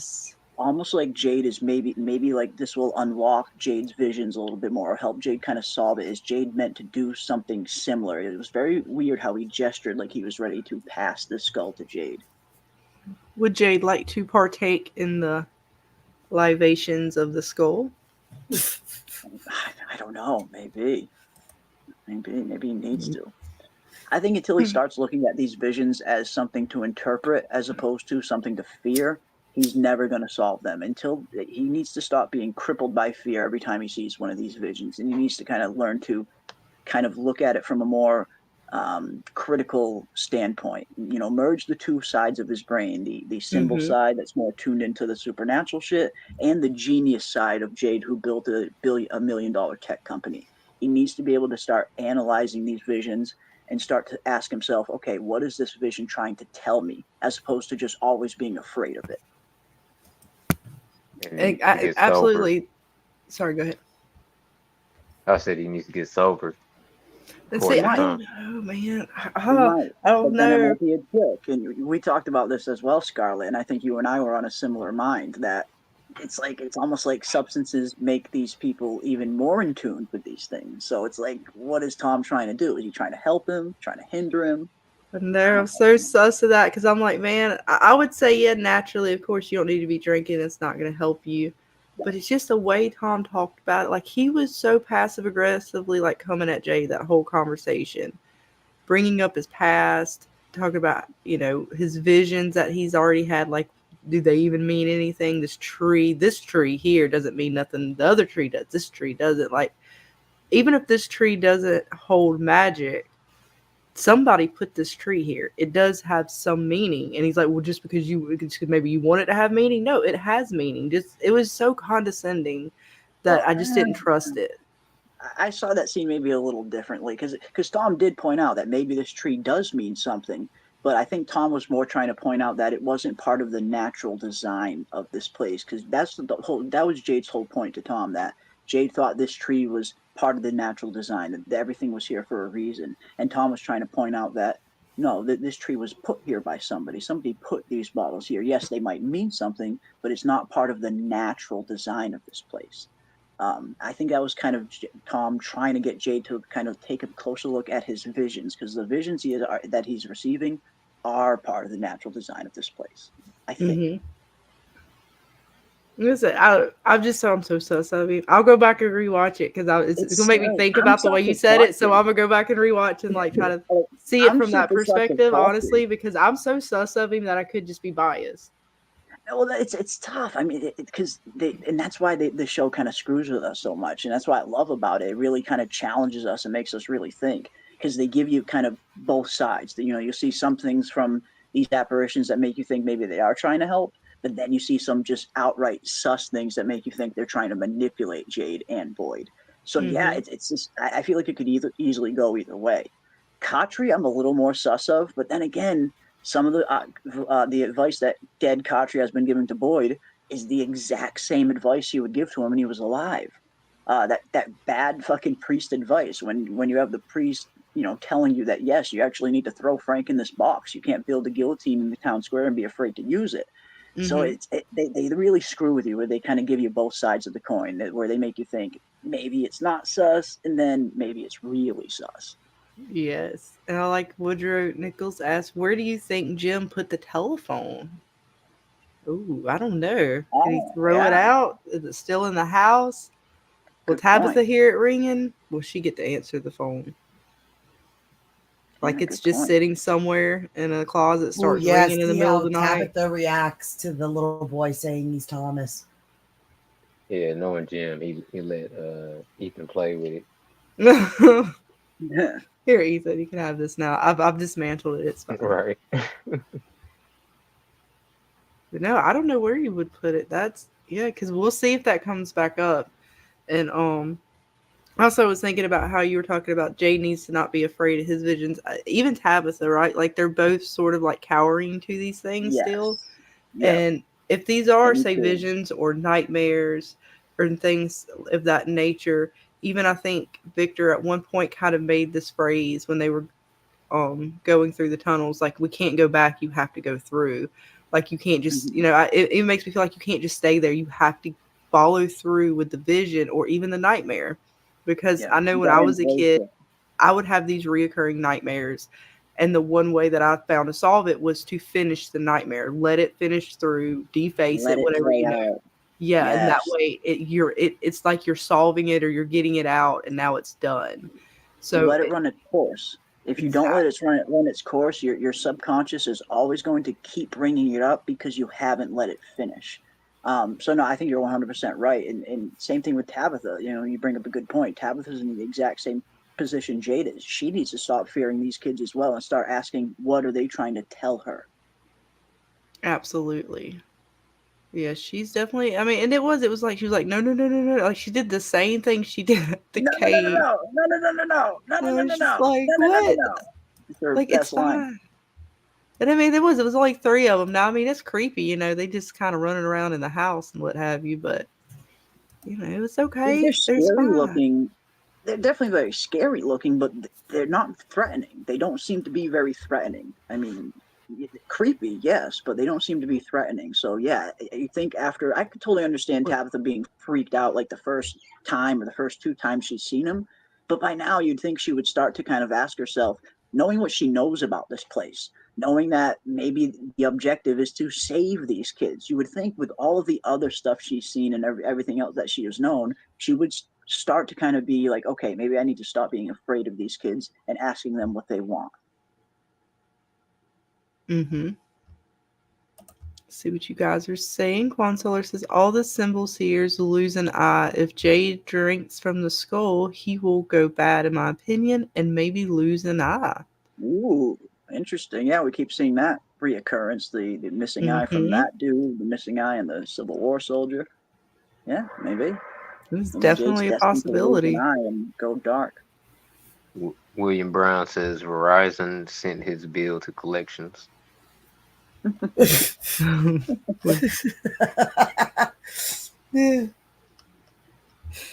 sorry. I'm trying to catch where he said that too. I'm doing horrible tonight keeping up with you guys. You got a ghost bill. Said I'm not paying. Xavier Anderson says Tabitha should say, "Speak English, you little bastards." Yeah, that would help. It would help. And then here we are again where they're having these visions, right? And Ethan is there. He can't hear it. She can hear it. So what's up with that? So because if Tom and them are possibly figments of their imagination, those particular dead people. But these are not like it's so hard for me to say, okay, well, this one is this and this one is that, when they all seem to have the same kind of um like abilities. Like they kind of can, they seem as if they can touch stuff in the real world or have some sort of appearance of touching things, but yet they're not. Some people can see them, other people cannot. People can be within the same scene and not even notice anything is going on. They did not notice that telephone ring, seemingly, but yet Ethan was able to That's get what the I phone thought call at too. one point. So I thought they didn't even Well, hear the phone Ethan, ring, and then when they heard it the next episode, and Ethan did hear it, and Jim both heard it. right, Ethan and That led Jim me heard. to believe that maybe they did. Maybe they just again they left the room a split second before the phone ring. You think they would have been able to hear that, but maybe that was just how they kind of played the scene. I thought that only Jim could hear the phone calls at first until I saw that second scene. My Kung Fu number one says the baby could be a spirit or something whose purpose is to take over Fatima's body rather than be born from her. Ooh. Some kind of vessel that she's going to get taken over. Yeah, and even the boy in white is kind of similar, where only seems like only the person that the boy in white is appearing to can see him. Mm-hmm. Like Boyd couldn't see him when he appeared to Sarah. Nope.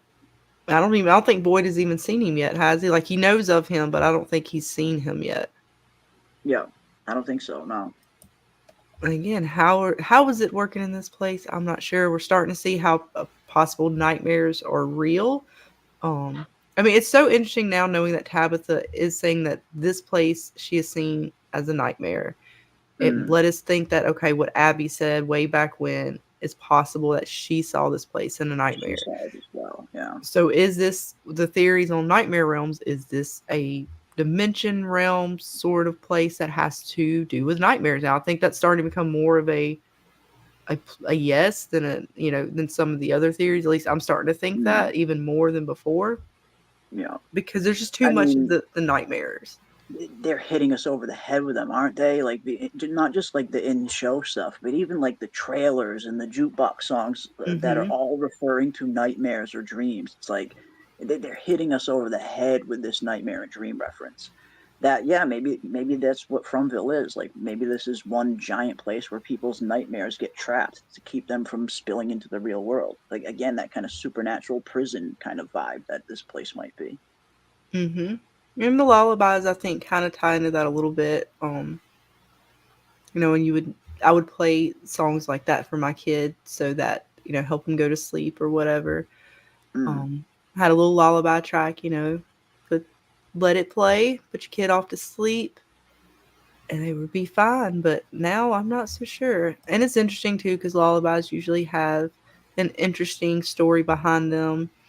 So I can't wait to see what they do with that. I don't think that's gone. I'm hoping that they, if not this season, next season, let Baka kind of give us a little more with that. Maybe talk about her yeah. family. She already kind of brought up her sister, so I'm hoping that'll start to develop a little bit more. Yeah, we've gotten like nothing from her yet, and I agree with you. I get the feeling that there's something there. I don't think that was just some random throwaway line they put in there just to give her something to do in season two in terms of her hearing this nursery rhyme. She's got Yeah, I some hope they kind of give her. connection to this place. What about the things that's going on with Ellis and the uh I guess you want to call her the water lady, The kimono creature, the Kimono ghastly creature? entity. The production when they were casting, they referred to it. The code name for that character was ghastly entity, I guess. I kind of just call it the kimono So we got creature. I the think ghastly. Is it the ghastly kids? Don't they call them the I ghastly think the kids or the ghostly kids? ghostly or ghastly children. I think they refer to them as. Yeah. Hmm. I just wonder if they had some type of connection. But as far as the kimono creature, I think we're gonna get some answers pretty soon for Mm, her. because it seems like Ellis in the next trailer is going to be going on a mission. Yes, yes, I can't wait. Oh, to I see haven't. this. I haven't watched it yet. It's up on the Yes. trailer. It's Yeah, up on my I watched channel. it Yeah, this morning. I just haven't. Between my doctor's appointment today, I Yeah, haven't had a chance to watch yeah. it. That'd be cool. But So it we're does gonna seem like it's going probably to be talk about Elgin it heavy. a little bit more. We'll probably I ain't gonna lie, Jeremy, we're gonna play yours when we play it. That's probably the only way I have That's why I put it access up to there. it. No, that's why I put it up there, because I mean it's unfortunate they don't make the trailers available anywhere digitally until Saturday, the day I before the next know. episode That's comes out. crazy. So I figured, throw it up there so people at least have a chance to watch it. I know it's not the best quality, unfortunately, but you can at least see the trailer somewhere. But no, it looks like it's going to be a good Elgin heavy episode next week. But I gotta say, I'm a little more sus about this Kimono creature after this episode. She's giving me more manipulation vibes. Yeah, she's Now starting we to talk hear more. her. She's starting to talk a little bit more, but what she's saying is we've heard what she's saying before. We've seen this exact scenario play out before in season 1 with Sarah, where all of a sudden Sarah's hearing from these voices where they're saying, "We can help you get out of here. We can save all of you." I mean, this is exactly the manipulation tactics that these voices applied to Sarah in season 1, manipulating her into doing their bidding. And Yes. it seems like the Kimono creature might be doing something similar with Elgin here. Like she's maybe trying to manipulate him into getting him into a point where he's a little more pliable, where he will believe that she can save them. She is the answer to getting them all out of there. And maybe it's all just because she's setting him up for something bad in the end. I'm just getting Yes. super Sarah vibes from this.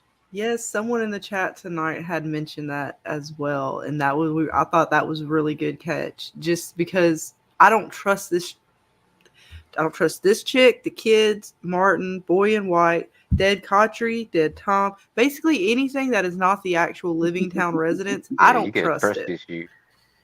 No, I trust the town residents, the living town residents. I don't trust any of these other creatures and things that have come out to them, because she's talking all this mess like, save me and I'll help you go home or whatever. It's It just super reminded sus. me of Martin. Reminded me of Martin's situation. Oh, Really? here we are Okay. again. Here we You're are again. trapped. Help me and I will Yeah. help you. And then what happens? Oh, he helped. All right. Or He helped kill himself the to the boy. cicada release. Yeah. Well, just think about it. Like they're all trapped in a nightmare world they can't friggin' get away from, get out of. So of course, the first thing any of them are going to try to bait them with is the thought to go home. It's the most tantalizing thing. Help me and I'll help you get out of here. It's exactly what they did with Sarah. That's why they were able to convince Sarah to it's the murder a easiest child. path. It's the easiest path for these entities to manipulate people. And I'm even starting to wonder if there's anything good here. Yeah, exactly. Because it is such a dark world that, and if there's more than one dark entity, dark spirit, dark whatever you want to call it, trapped here, they could all just be trying to get the fuck out. Exactly. Yes. That's what makes me think that this whole thing could be one giant supernatural prison, or one giant prison where people's worst nightmares are trapped. And maybe that is the ultimate goal for these things, to ultimately escape into the real world, to wreak ultimate havoc, And it could be even kind of a way that I want to say it's like a mix of Freddy, okay? Because Freddy is kind of like, he wants you to remember him, as sort of the more you remember him, the bigger his power comes in. Yeah. So these certain, the Kimono lady, she could be, say, a nightmare or a creature where, all right, the place that our nightmares are formed, these sort of entities are here, but they're being forgotten. So what do? They bring people in so you remember them, in order to possibly have someone out who remembers all this, puts it back out there so that their legacy, or not their legacy, their legend of what they are is never forgotten. You always remember them in the nightmares. I don't know. I'm just throwing that out there. No, it's a little crazy out there. But I am Solar starting to is saying, second-guess. I wonder if the entities even know each other and from. Because that's even a question, as Quan Solar points out. Do these things even, are they aware of each other? Are they working together? I'm definitely starting to second guess and question if there's honestly anything good here. Yeah, it could all just be one giant nightmare. Not like a nightmare where they're all in a nightmare, but all of these things could just be nightmares. And even the boy in white, maybe to some degree. Yeah. Sleek J says, I don't trust her and her promises. I agree with you 100%. No, I don't trust her at all. No. Nope. I trusted her at first when she was just saying, I almost trusted her at first when she was just saying, Elgin, help me. But now that she's saying, Elgin, help me, I can help you and get everybody out of here too, by the way. Get the fuck out of here. We've seen this fucking routine before and it didn't go, it almost ended with a kid getting his fucking throat slit. It's almost like, like I said, the exact same way Sarah was talking, right? They were like, oh, they would say we just get home if I just did what they said. It was the only She would way have to to get tell home. me. She would have to tell me why she looked like that first, and then I might trust her. She creepy. I know. I don't trust her. What happened to you? And as Tybrick says, I don't trust any of them either. I'm on board with that. I don't trust I any can't of tell them. if she was in a fire, if she drowned, or something. If she was mummified. She does kind of look like a bit like a mummy, doesn't she? Yeah. Now that you mention it, it is a little bit mummified with the sunken in cheek, the desiccated skin, almost like it's like a desiccated, rotten body, like a mummified body. Yeah, I see that. And the water thing, like it definitely seems like she's tied to water in some way. Like the first 2 or 3 times Elgin saw her, there was always water attached, whether it's her pushing him underwater or her actually being covered in water. So I always thought, I was maybe thinking that she was human at one point and went through some horrific water death, and maybe she's kind of stuck in some kind of death echo and she needs Elgin's help to move on. Now, I just think she's sus after this episode. Totally agree. Well, then we have with the Onryo, I'm not saying that right probably, but one of the Yuris of the Japanese ghosts.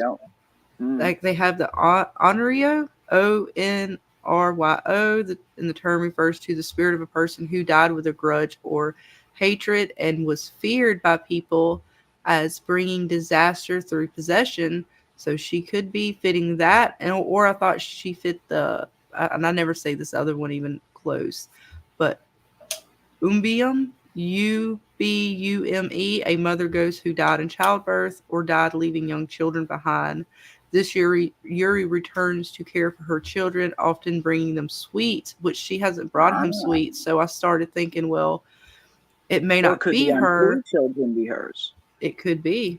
That would actually fit. And I know Dana thought that maybe she was Elgin's mom, so I was waiting for her to like have some like connection with that. Well, because we never hear him talk about his mom. We only ever hear him talk about his grandmother. Yeah. Like even no story. Like he was on his way to it was always his grandmother was the go-to. So what if the reason why Elgin is connected to this place is that she had him here and somehow Elgin, they were able to get him out as a baby? Or Bacta is his long-lost mother. Anything, but I think he has some kind of connection to this place. Definitely. I mean, that's the thing. Like, we're seeing some of these characters there, and even Fatima and him kind of have that little conversation in season 2, where even she kind of describes it, where some people are just affected in different ways when they arrive here. And I like you said, Dan, I think those are the people that don't know that they have some kind of connection to this place that just hasn't been revealed yet. Because even John Griffin said that this season and going forward, these characters are going to start to discover that they have connections not only to this place, but some connections to each other as well that they don't even know about. See, Indigo Soul says, Boy White has to be good symbolically, but also because he got Tabitha out. Again, the Boy in White still a mystery. I go back and forth on whether he's good or bad. I lean more towards bad, but again, he got her out, but then she came back. What did she really get from there? And I get how people say that about the Boy in White, but like Jeremy, you don't even know Scarlett, from Lost. Could we consider Jacob or the Smoke Monster actually good?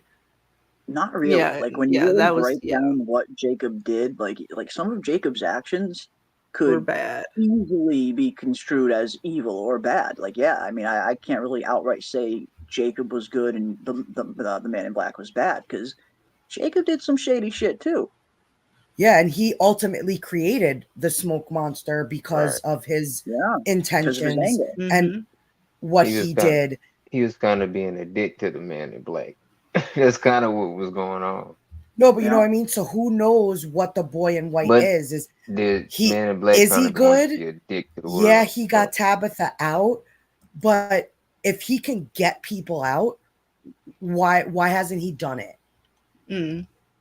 And well, I think, and I do think part of that comes to maybe not why the boy in white, but I don't think it's, and we've talked about this, and I think a lot of people were coming to a similar conclusion that it's not going to be as simple as just finding a way out of here. They need to complete something. Need to complete some kind of quote unquote quest, as Ethan put it. They need to defeat some kind of evil. They can't just escape this place and find a way out, because they will probably just get pulled back in like Tabitha did. They need to complete something before they leave. And maybe it is as simple as just actually successfully rescuing the Ankui children. But they put that line out very early on of Ethan saying that that's what this place is. It's a quest. And you can't go home until you complete the quest. And as you get closer to the end of the quest, that's when it gets the scariest. So I do think that it's not going to be as simple as just finding a way out. They need to complete some kind of objective before they leave, or they'll all just get pulled back in. Or future generations will get pulled back in. Oh, yeah. The boy in white is like a free agent. Yeah, I don't trust him. I didn't trust Jacob either. Once we started finding out stuff about Jacob, I was like, man, the ending pissed me off, because I was like, not like the ending, but kind of like the reveal of their story pissed me off, because I was like, that was so mean. Like, even Mother, I didn't like. Mother was just, that was evil. Mother was evil. She was downright evil. Mother, like, she wasn't good at all. She was just selfish. But I mean, I love the ending of Lost, but their storyline really, I was just like, oh my God, that's what they're. I was like, but Jacob's not good, and I felt bad for his brother. I was like, no, but that's what I'm saying. Like, so you have a place. All the brother wanted to do was go home. Like, he found out that this was not his real home. That this mother lady killed his real mother. All he wanted to do was find where he really came from, and he ultimately got turned into something twisted and dark, all because Jacob and the mother wouldn't let him leave. Yep. Black Hug Fu says, I'm surprised that he doesn't tell everyone that will listen that he's seeing something that says it knows a way out. Yeah, Elgin needs to be talking too. You need to be saying, speaking up. Sus. I'm super sus of anything that says, oh, help me and we can get you all out of here. Nah, no, not buying it. Agreed. Yeah, it hasn't turned out well so far. Quan Solar says, yes, From's like American Gods, Nightmare Creature style. Absolutely. And I love that show too. American Gods was good. I can't believe that got canceled. Another one, right? The list of good shows. Ridiculous. Mr. Wednesday was my favorite. Yes, he was. I mean, how could he not be? He's my favorite anything he plays. He's so good in everything he's in, like from Deadwood to John Wick. Swidgen Cocksucker. He's the best. I mean, how could you not love it? See, Thickly says, I think Kimono Lady wants Elgin to find her body and release it from wherever it's being held. And yeah, I definitely thought that originally when she first popped up in the water and all that. I'm thinking, okay, the new lake, like a lot of you guys, right? Because we didn't. I mean, I know some people thought the Brundles. I didn't think the Brundles because the way Elgin reacted to the Brundles. He talked about where's another water source. They found the lake, and I was like, okay, she's got water. Here we go. But then he hasn't made his way there, and she seems to be creeping around Colony House. It doesn't seem like she's leading him out of Colony House. I could be wrong about that, but so it throws me off. So I'm waiting to see some well or something in the backyard, sort of to the Ring style, and this chick is done falling down the well, so to speak. But does not mean that she's good, because if you remember that story, at least the American version of it, that chick was not good. I think both versions, if I remember correctly, but I could be wrong. But yeah, the chick was not a nice chick. She was evil. Yeah, I thought she was maybe stuck in some kind of death echo, where she was kind of just stuck in this kind of in between state, not able to move on. And maybe she did just need help, but like you said, after this episode, nah, something's up with her. Mm-hmm. I like what Star says. Maybe this is. Here, click it for me because you can probably see it faster than where I'm at. There we go. Can you read that? Yes. Maybe this is Malivore? Yes. Also known as Eater of the Dark. Malivore was created from black magic, capable of consuming supernaturals and humans. Ooh, so you know about that, Dana? I don't know about that. Yes. Who is that? We need to know more. I know that's kind of what the what was the spinoff from Vampire Diaries? Then you had the originals, the little girl, Hope show. They dabbled in that a little bit to where you had all these. Yeah, you had all these on Netflix. Yeah, it's a freaky story, and that's why there's only like fairy tales or stories about these creatures, because they were kind of consumed by this creature or being, and legacies, that's why people yes, legacies, thank you. It's a freaky concept that maybe it there's so many monsters and supernatural things here because Malivore is the big bad, and because he consumes both supernatural entities and humans. That's pretty interesting. All right. It's a golem, essentially. Oh. See, this is my favorite thing about you guys, because when we talk about this show, anything out there is up for grabs because they leave it, as Jeremy says, so ambiguous.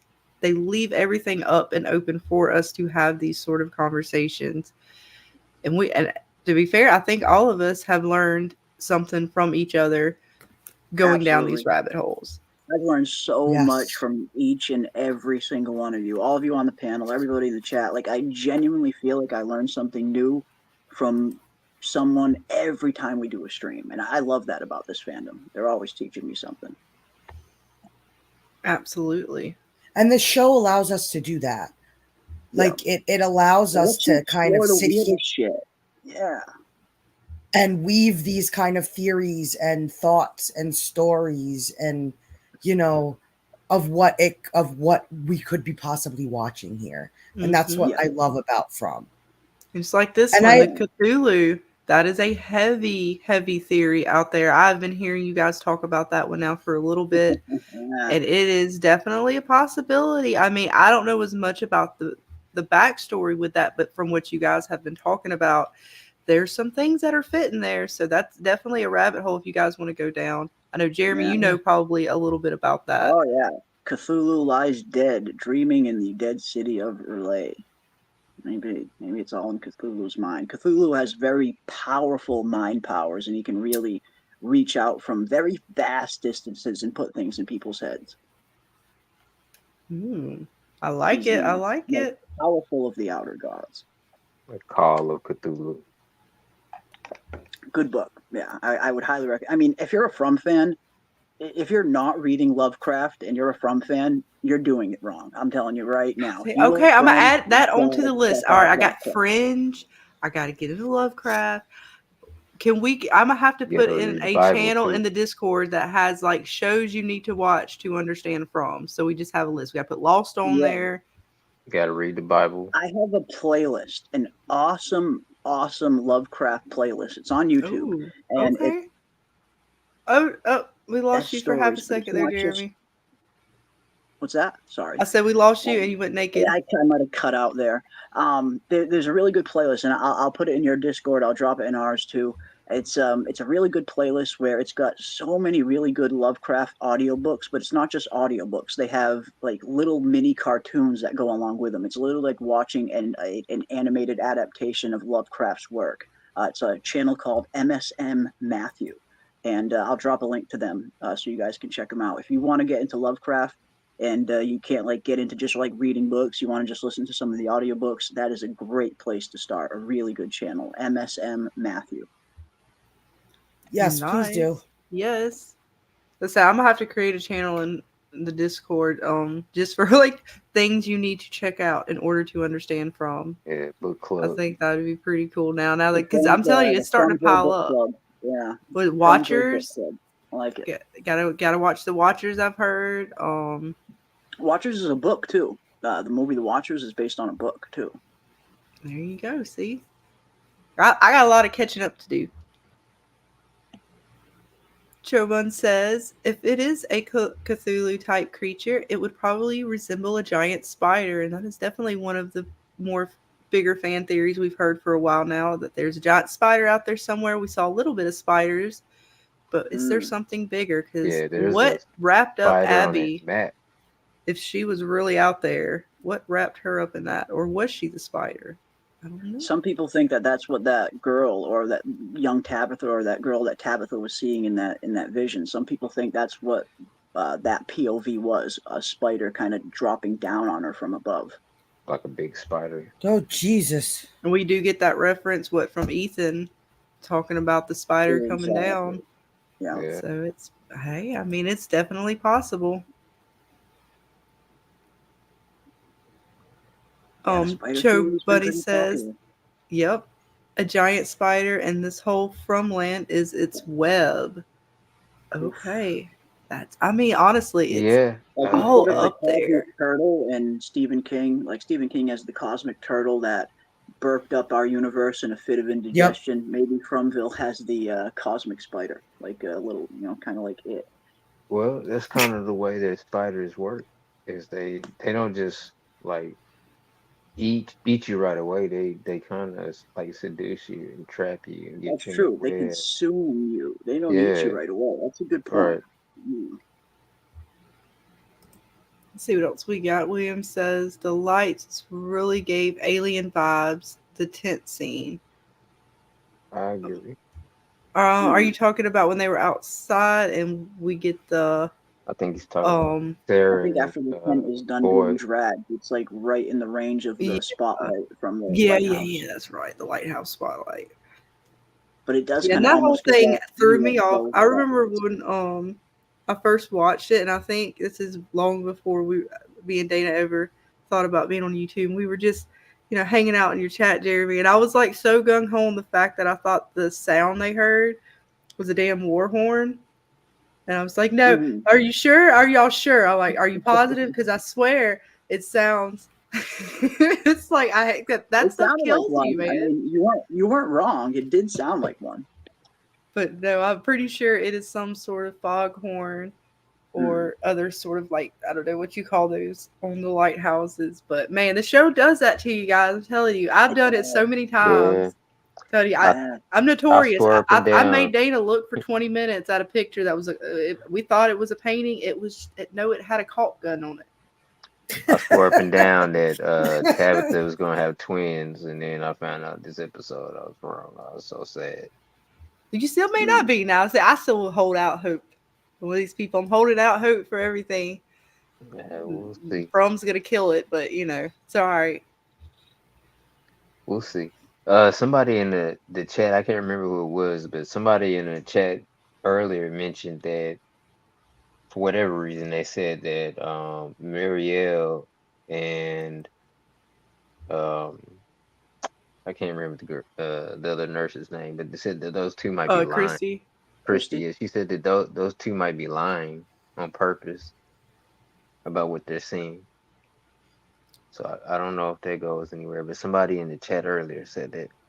I mean, it's possible. I mean, I don't know. That Molly's lying about what she saw in her time in the coma? Well, that they're both lying about what they see on the screen as far as the ultrasound. Okay. Oh, the ultrasound. Shit. I mean, it's possible. I mean, I thought it was weird that they didn't let Marielle do it because, I mean, Christy's already hurt, like, go sit your ass down somewhere. Yeah, I would assume Marielle knew how to use it, but maybe she didn't know how to use it as well. Marielle would definitely know how to use it. She's a pediatric nurse, so she's well versed in pregnant women. So I thought that was a weird situation to begin with because you got Christy who diagnosed her. Now it's like, no, you're not pregnant. The it's like, okay. The laptop that they were looking at it on. It was something weird about the symbol. Yeah, that symbol. I seen it, but I didn't even think to. I think it looks something like the symbol on the stones. It could be. It sort of has like a night and day or yin and yang kind of vibe to it. Or an eye. That one eye symbol again. It could be. I mean, my Cyclops theory. It's possible. I don't doubt it. Oh, Amy Bone says, I'm a NICU nurse or NICU RN, and I've never done an ultrasound, so maybe Mari wouldn't know how to do one. Well, no, Mari says right at the beginning that she's a pediatric nurse and she's seen her fair share of pregnant women. So I think Mari would have known how to do an ultrasound. But Christy might not have, though. Christy was just in her residency to be, it didn't seem like that was her field. I would have thought Mari would have been more suited for a pregnant woman than Christy. Let's see what else we got. If nightmares come to reality, we are screwed if I'm there because we get abducted. You think of them aliens, they coming to get you. Yeah. Fuck that. Don't get probed. You're right. Diddy. Don't get Diddy probed. Stop it. Yeesh. You're getting Diddy probed. Yeah. Oh, Lord. Oh, shit. Can't stop. I ain't saying nothing. I ain't saying nothing on that. I don't know nothing about that. Fuck me. Good night, Kiwi. Thank you.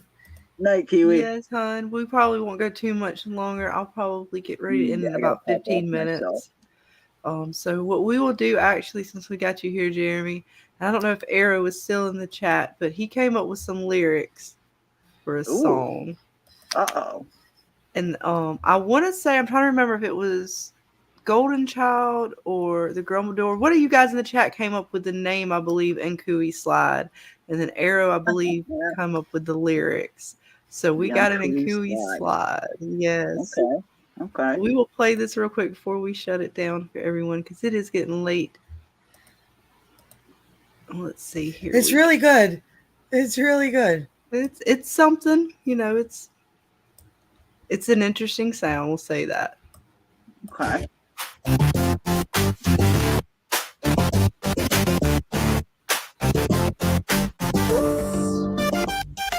Lost in a world where the shadows creep. No one knows why, no one dares to speak. Forest calls, but it's not a game. The town is quiet, but it's never the same. We don't know where the road will bend. Once you're here, it never ends. Whispers in the trees, something's wrong. Hold your breath, this is where you belong. Slide to the left, slide to the right. We're stuck in the dark, but we're still gonna fight. Step up, step back, take a chance tonight. And we slide through the endless night.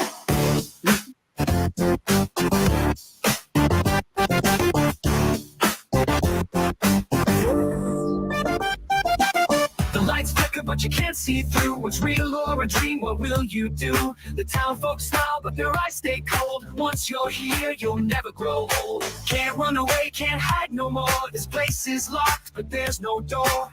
Turn around, but the path is gone. Keep moving, don't stop, keep holding on. Slide to the left, slide to the right. We're stuck in the dark, but we're still gonna fight. Step up, step back, take a chance tonight. And we slide through the endless night.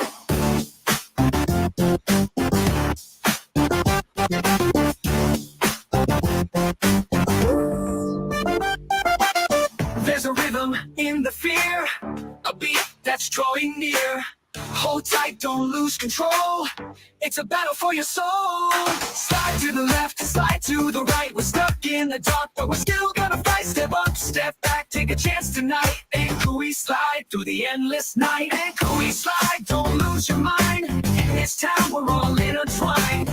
Keep moving, hold on tight. And we slide through the endless night.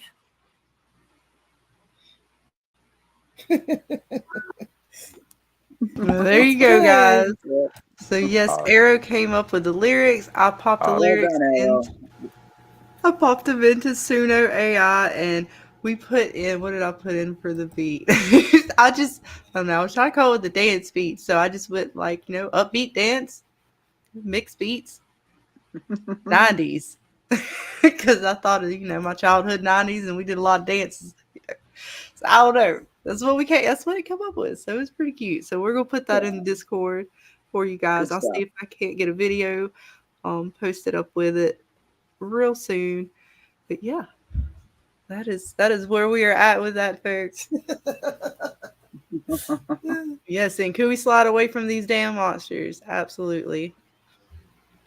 But yes, guys, we're going to get ready to close it down for tonight. But tomorrow night, Jeremy, you are going live, I believe, at what is it, 10, 9? Yes. 10. Raven and I will be live at 10, diving into all things From, for sure. Awesome. So, we will be and then there are we still going to try to do a Halloween movie on Thursday? Yeah, we should. We definitely should. Yeah, I mean, yeah, we'll do that. If not on the channel, we'll definitely at least do it directly into the Discord, like a nice Discord Halloween watch party. Maybe we can pull up The Thing and maybe a couple other popular horror movies. Nice. So yeah, guys, a lot to look forward to. But until next time, you guys have a great night. Stay safe. And we love you all, and thank you all for joining us. Bye, guys. Everybody, good evening.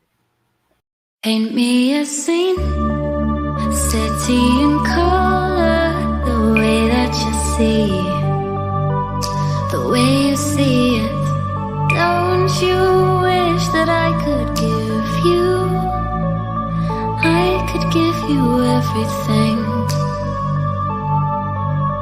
1, 2, 3, and my heart is racing. Can't fall asleep, I got my mind in a throw.